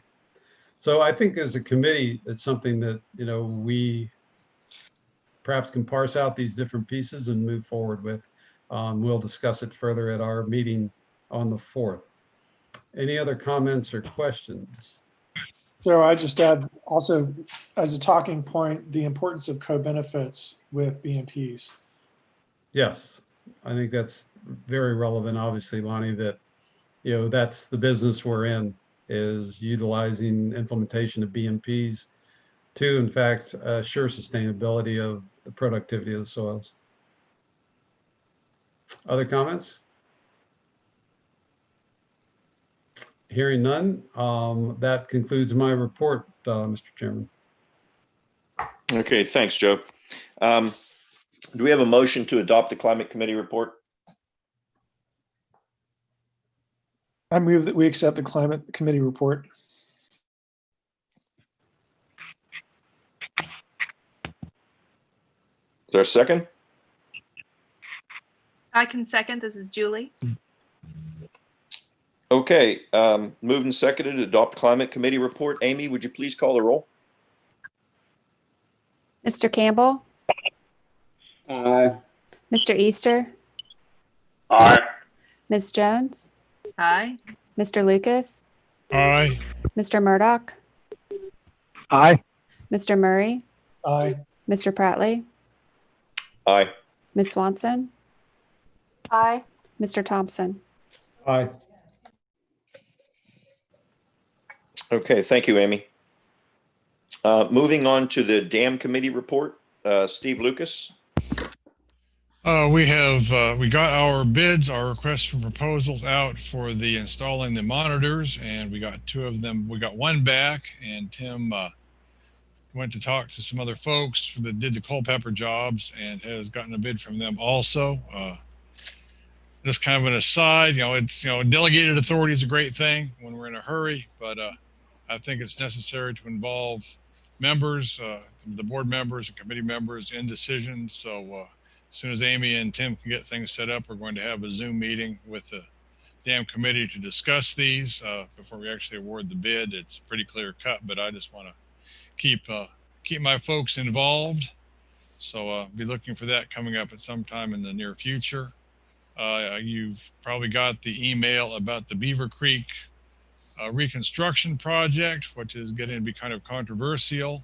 They're going to wind up closing down the road that goes across the dam so they can install, first they'll have to fill in the existing emergency spillway, then install this new spillway. So they're talking about having the road shut down for a while. The Saltwater Conservation District is listed in the literature as a sponsor, which was pretty much a technicality since we were the original sponsors when the dam was put in back in the 60s. We're still attached to it, and they needed our involvement in a minor way. And so if you get any people call you asking questions about it, just refer them to me or Ann, and we'll answer those questions just so we can all stay on the same page. Those are the only things I have right now, Mr. Chairman. Okay, Steve, one question on that. Because of construction and seasons, the weather, is there any rush to accept the bids, to approve the bids, I should say, before the November meeting? Probably, we'd like to get, we're gonna get a big storm probably this weekend, depending on who you listen to. It would be nice to have them in. It's a lot of it's going to depend on the conditions of the dams when we want to put them in. I don't know if there's a big rush on getting things before November. Like you say, it's the hurricane season's over, but we get our worst runoff really in the winter when we get rain on top of frozen ground. So I don't know. We'll talk about that with the committee if we need to, if we can get it going, if things dry out a little bit. But yeah, I don't foresee. We're going to have an early November meeting. I don't know if we'll have anything much together before that. So we may wait for the actual final approval. Like I said, I'd like to involve the committee relegated and the board rather than do delegated authority. So it's fairly clear cut on the bids, but yeah, well, unless something comes up, we may be able to wait until November. The committee and Tim, he's been in contact with these folks, so we'll see what you think at that point. Tim turned his microphone off. So Tim, did you want to add? I think you may have had some thoughts on timing. Yeah, just from what I've heard from the two contractors that gave us bids, is the earlier the better, just due to, we've had a nice, 75-degree stretch of daytime temperatures here lately, but it's some in water work that needs to occur. So they don't want to be out there when it's really cold, but I guess we are having an early November meeting, so we're only talking about, potentially 10 days, 12 days of difference. But yeah, they would definitely, if we want them to get them in this calendar year, they would definitely be eager to get started as soon as possible to try to avoid some colder water temperatures, I guess. Thank you, Tim. Yes, and that's a good reminder for everybody that our November board meeting is earlier than normal. And Amy, correct me if I'm wrong, it's the 18th. Is that correct? It's November 18th. So 16th, I think, is going to be the that Wednesday.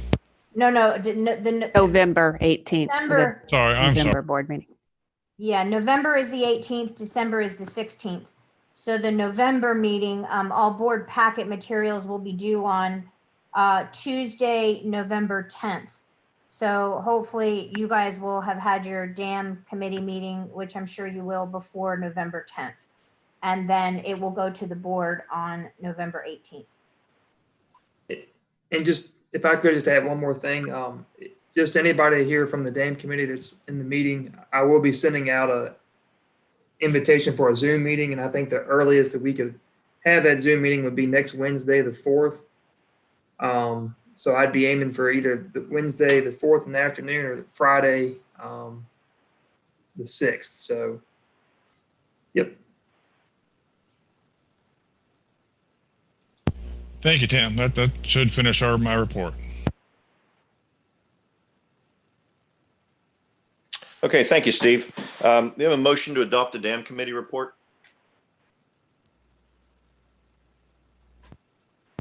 I'll make that motion to adopt the report. Okay, is there a second? I'll second. I'll second. Okay.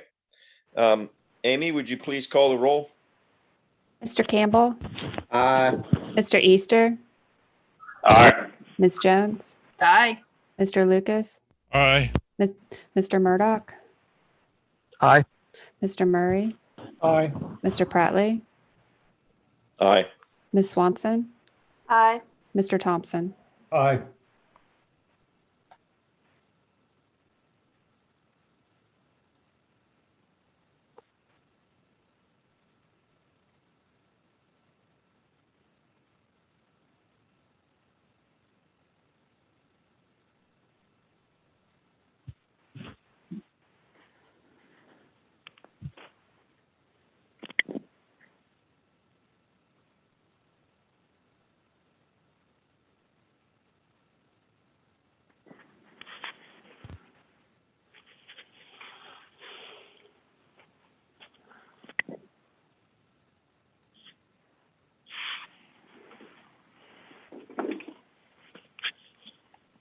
I'm sorry, did I think I lost my, I was muted there. You were. I'm sorry about that, folks. I thought I must have double clicked it, if you will. So did anybody hear me say anything about consent agenda? I heard nothing. Nope. Thank you very much. Okay, you see the consent agenda. It's made up of various committee minutes and one consent item. Agreement with Albemarle County for MS4 program support. As usual, if anyone wishes to pull out an item for discussion, we can.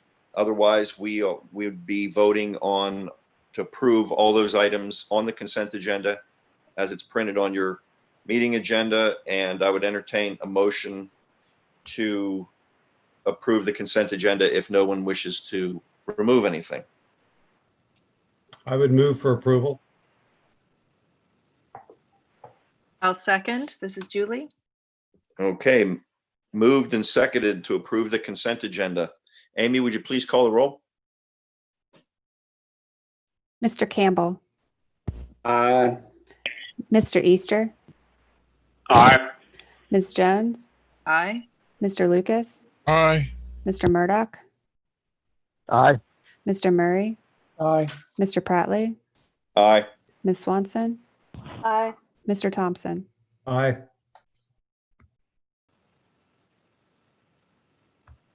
Okay, moving on up the agenda. If you could pull, let me see if I have mine here. Okay, we're coming to the ratification agenda. Yes, the ratification agenda. The ratification list is below, shows Water Resources Committee and Agriculture Committee items for ratifying by this board what was undertaken by delegated authority by the chair of those two committees. So any questions on voting on the ratification agenda?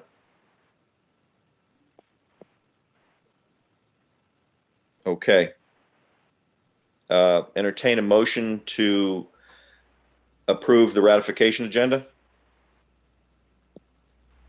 I'll make the motion to approve the ratification agenda. Steve. Second, Mark. Okay, moved and seconded to approve the ratification agenda. Amy, would you please call the roll? Mr. Campbell, Aye. Mr. Easter, Aye. Ms. Jones, Aye. Mr. Lucas, Aye. Mr. Murdoch, Aye. Mr. Murray, Aye. Mr. Prattley, Aye. Ms. Swanson, Aye. Mr. Thompson. Aye.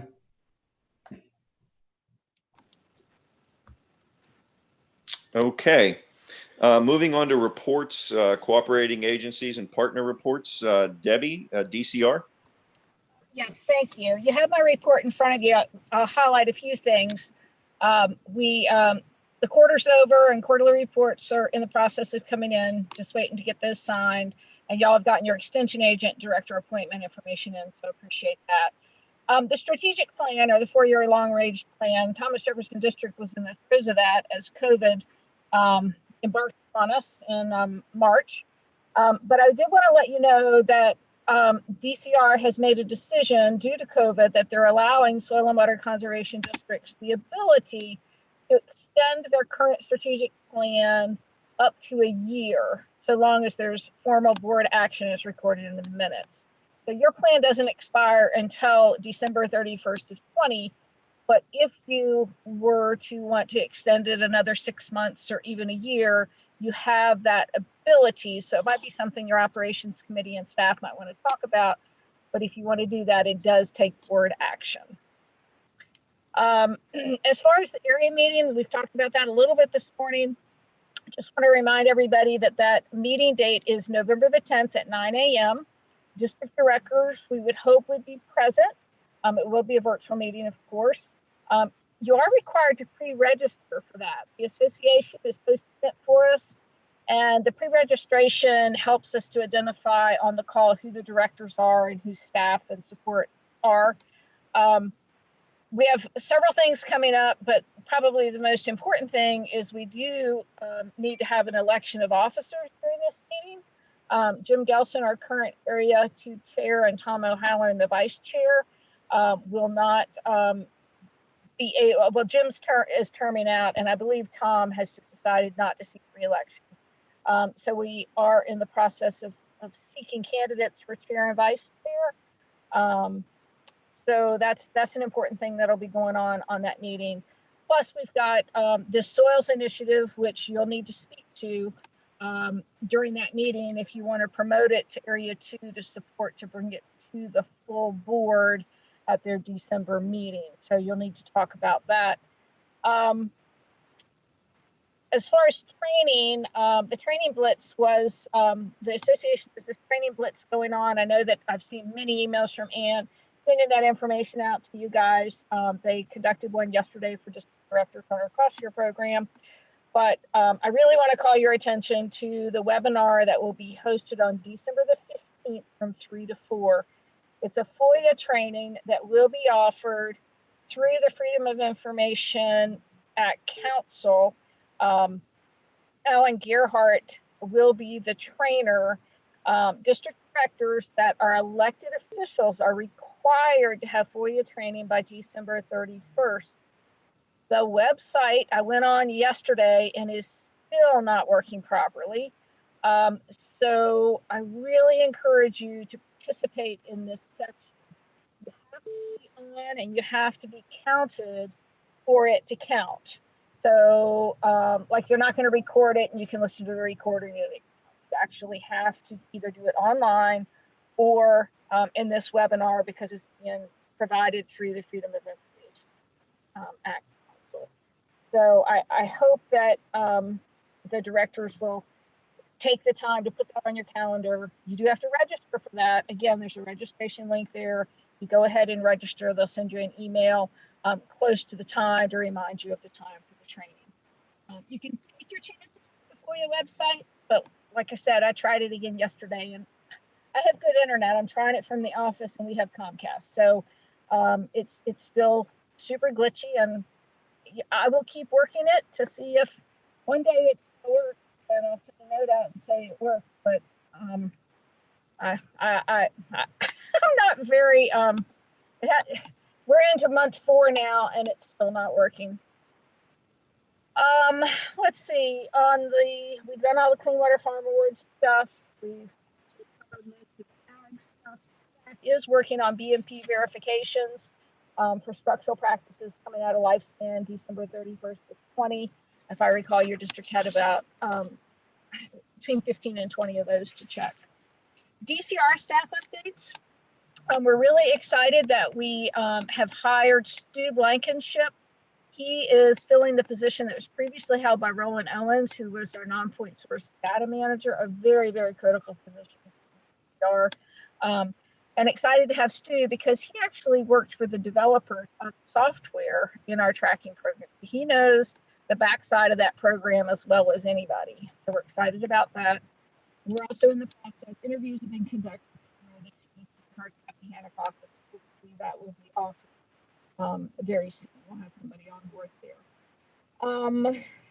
Let's see. Hey, Debbie. Debbie, yes. Sorry to interrupt. I'm not sure if everyone else, but I did not hear maybe the last sentence. Or you said someone had joined and they'd be great, but I didn't hear exactly who and the rest of it.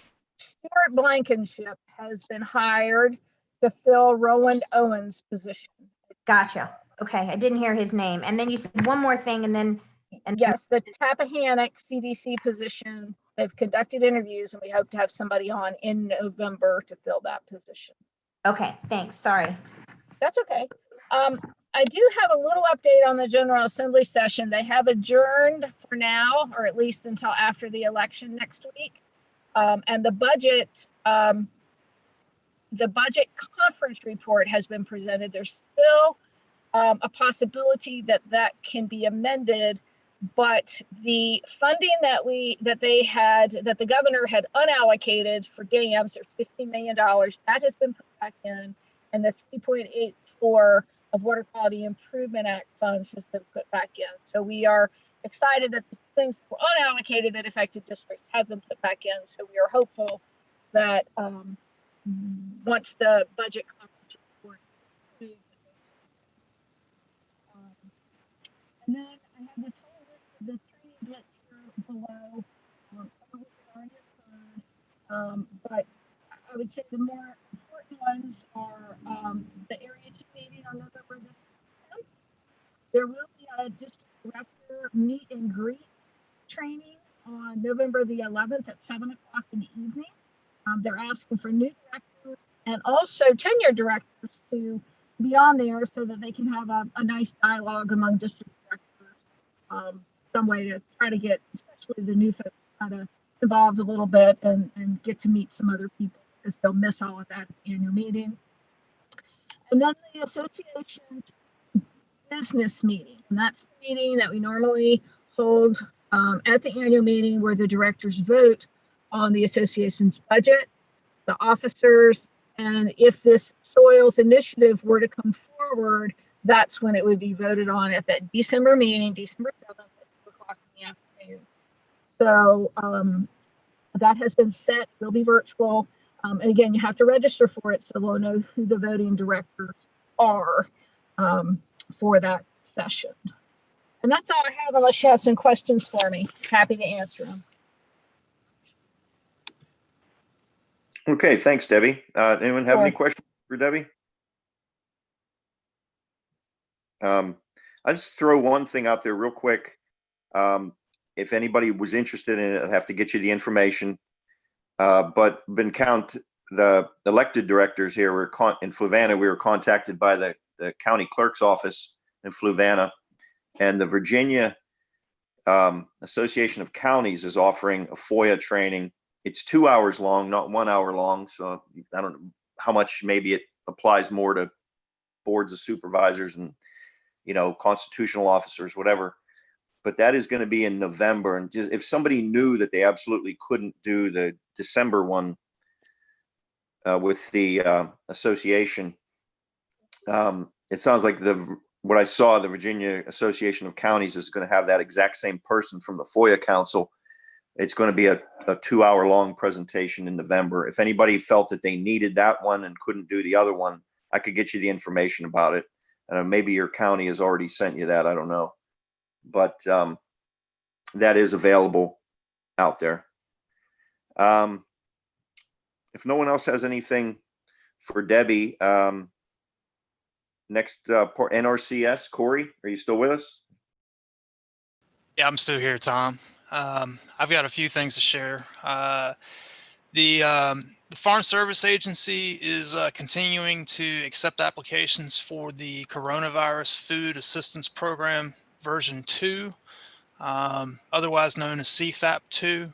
This is a follow-up program to the original CFAP that happened a few months ago. There are lots of different agricultural products and animal types that have been included, some of which weren't included in the first CFAP. So it's kind of important that we get to any help that we get to get the word out is appreciated. This program is providing direct financial assistance to producers to offset some of the market disruptions, marketing costs, and other costs related to the effects of the COVID pandemic. It's a prime example of some of the things that we were talking about early in the meeting this morning. Producers that participated in the initial CFAP are eligible for CFAP 2 as well. So it'd be nice to get those folks back in the door and get those folks signed up again as well. The sign-up deadline for CFAP 2 is December 11th. And Lauren Vaughn with the Farm Service Agency down in Louisa is going to be the primary contact. She's been great. It being a new fiscal year for us, we're still waiting to hear about our new program offerings as well as our allocation for this year. So in the meantime, this is the time of year where we're trying to wrap up performance reviews and developing performance and training plans for next year. We're also tuning into some weekly training sessions that are being held by our state resource conservationist team, trying to hone in our conservation planning skills and just get prepared for this coming fiscal year's program release. We're also in the process of completing our 2020 Conservation Stewardship Program payments for this year. And we're also working with some of our EQIP contract holders with contracts that are set to expire December 31st. Just trying to make sure we get everything implemented and installed that's in those contracts before expiration. We're going to be completing some of our ecological science spot checks, which basically reviews our non-engineering practices. Those will be scheduled in November. And currently our office is still operating same status as we were last year. Unfortunately, no visitors inside the building and with staffing limitations. But we are still seeing continued program interest and are making site visits. So that's great news. You know, like most things, things have slowed down, but we are still seeing quite a bit of volume of interest in our programs and conservation in general. So if nothing else, that's good news for us and continues the motivation to get good work on the ground. So that's all I have. Thank you. Okay, thanks, Corey. Anyone have any questions for Corey? Okay, just remind everybody, if you go way deep into your board packet, yeah, you'll find both NRCS and DCR had reports for the state's Soil and Water Conservation Board meeting back in September, and there's a lot of information there from both agencies. And that's also deep into the newsletter. I mean, the board packet is where you find, fun things like our staff newsletter and that kind of stuff. Next up, Carrie, Extension. Thanks, Tom. Yeah, I just wanted to mention real quick that we had our well water quality clinic a couple weeks ago. So we did a drive-through COVID compliant, socially distanced clinic, and we'll have a follow-up virtual presentation in a couple of weeks. We exceeded the 145 slots that we had. We're kind of restricted due to lab capacity, but we have a waiting list, and we plan to hold another clinic in the spring. And it will probably, from the looks of things, also be kind of a drive-by virtual event. So be on the lookout for that. Thanks, Carrie. Carrie, I have a question. Do you know if Nelson County, we're working on a lot of septic work down in the Thai watershed, and one of the questions recently was how we do our outreach. And I know that it seems like to me such a logical, great way to do that kind of outreach like we did with you last year. And I'm just wondering, is anybody in Nelson County, or do they have the capacity to do these kind of clinics, or are they just, they're able to sign up for yours and that's the only option? I mean, is that the option, or do they? They have both options. So we have folks from all of the surrounding counties who sign up through Albemarle. A lot of times it's just easy because they commute here for work or something. But I believe Nelson had a separate date this year. Usually we partner with them and have the same date. It just didn't work out in our schedules. Okay. I can check back and see when that is, but it was close to ours. It was also this month. It may have already occurred, but the interpretation meeting I don't think has occurred. So you could still kind of piggyback on that and do some education during that event. For some reason, we don't get notified of their events, and I'm not sure is it an extension person that's doing it? We don't have an extension agent in Nelson County. They don't they don't have an ag agent right now. They just have 4-H and an administrative assistant. So so it just depends on who, and any of the agents can coordinate the well water clinic. They just have to have gone through that training. So I forget who was coordinating it. It may have been the ag agent, like from Amherst or something, who was doing it. I don't remember exactly. Okay, yeah, that would be great, because then we could at least be on their email list if they're coordinating, if they're doing that crossover like Amherst, Nelson. That would be really helpful. Yeah, I'll put you in touch with them. Thanks.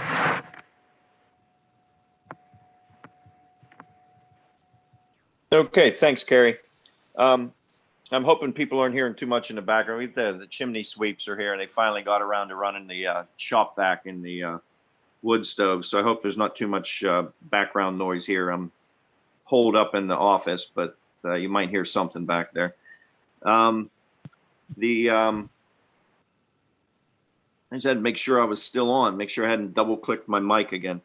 You would see a report for DEQ in your board agenda packet. Corey has reported for FSA, and the Thomas Jefferson Water Resource Protection Foundation. Joe, do you have anything to report today?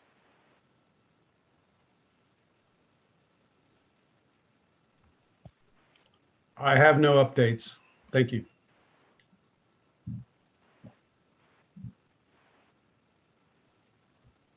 I could report one thing. We did get an inquiry for an easement in Albemarle County in the last hour. And Joe, I have provided a lady by the name of Kristen Jones, I believe.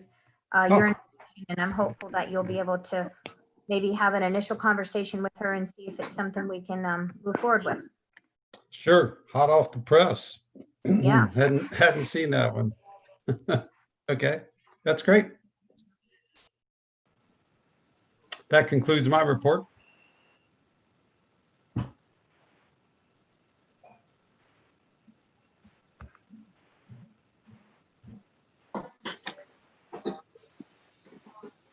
Okay, I just something happened. I don't know if I accidentally touched the leave. I'm not sure what happened, but I winked out for a second, and everybody's audio has been very sketchy. So I didn't really catch what that last thing Ann, you were talking, and your audio. Yeah, I'm not sure what's going on either. It actually shows that you're muted on my end. I don't know why it's showing up that you're muted, but you are. I just said that we did have an inquiry today on an easement, and Joe would be getting hopefully some contact information in the next very soon. That's all. And I didn't have anything else to add, Tom. That was brand new information for me, so I look forward to contacting that inquiry.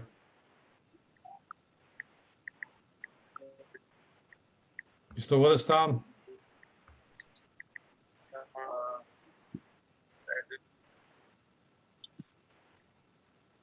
I keep losing connection, folks. you're I'm back having now. trouble hearing. You guys keep winking out whenever you're getting ready to speak. So,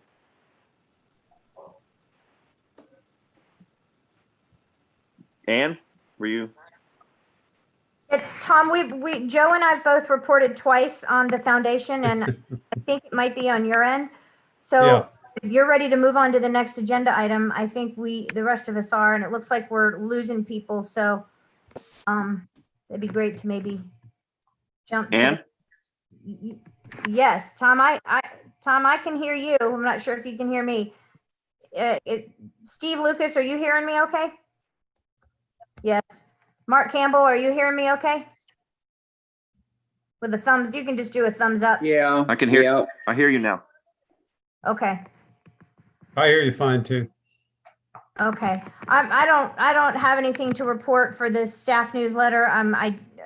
Chris is working on some RCEP stuff, which I think there'll be some new social media campaigns coming out. Okay. That'll be exciting. You all obviously have the staff newsletter. If you all have any questions for staff, just let me know.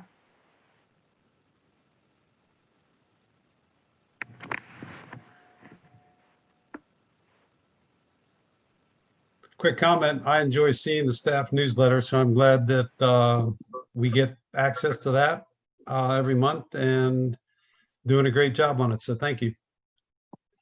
All right, I will relay that to staff and to Lisa. Lisa's the newsletter master. She puts it together. Audrey may be taking over that soon. But I encourage staff to submit both home life items and obviously things they're working on. Again, we do have that director highlight spot. So if anybody's working on anything, they wanted us to highlight things that they're volunteering and doing. Lonnie, I know you do a lot of volunteer work outside of TJ. So if there's ever anything you want us to post there, any of your adventures and a lot of the photos you post on Facebook, we'd be happy to put them in there. I'll have to give some thought to that.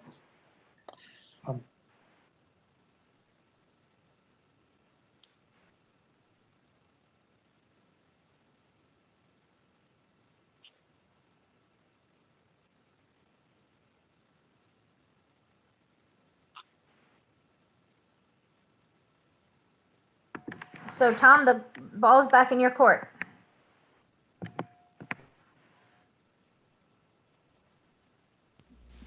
I think we've lost Tom. Hey, folks, can everybody hear me? Here you can now. Ann, Yes, I can hear you now. you can now? Yep. Are you guys having trouble going in and out? No. I was earlier when I was giving my report, I was going in and out. Have you guys been having trouble with your connection for the Zoom meeting? No, I haven't. No, not really, I keep Tom. dropping in and out for some reason. I have good Wi-Fi. I think it may be just It's the time of day. Kids are changing school, and there's a bunch going on. I think we're just sharing bandwidth with a whole lot of people, and it's things are fading in and out. Yeah, I have 2 of those little rascals in my house using up my bandwidth. Speaking of bandwidth, if we're just about done, we could entertain a motion. Yes, I agree. Tom, are you ready to adjourn, or did you have anything else you wanted to mention? What's that? I said Carrie offered. We're ready to adjourn. Yeah. No, I wanted to get in before I cut out again. I wanted to.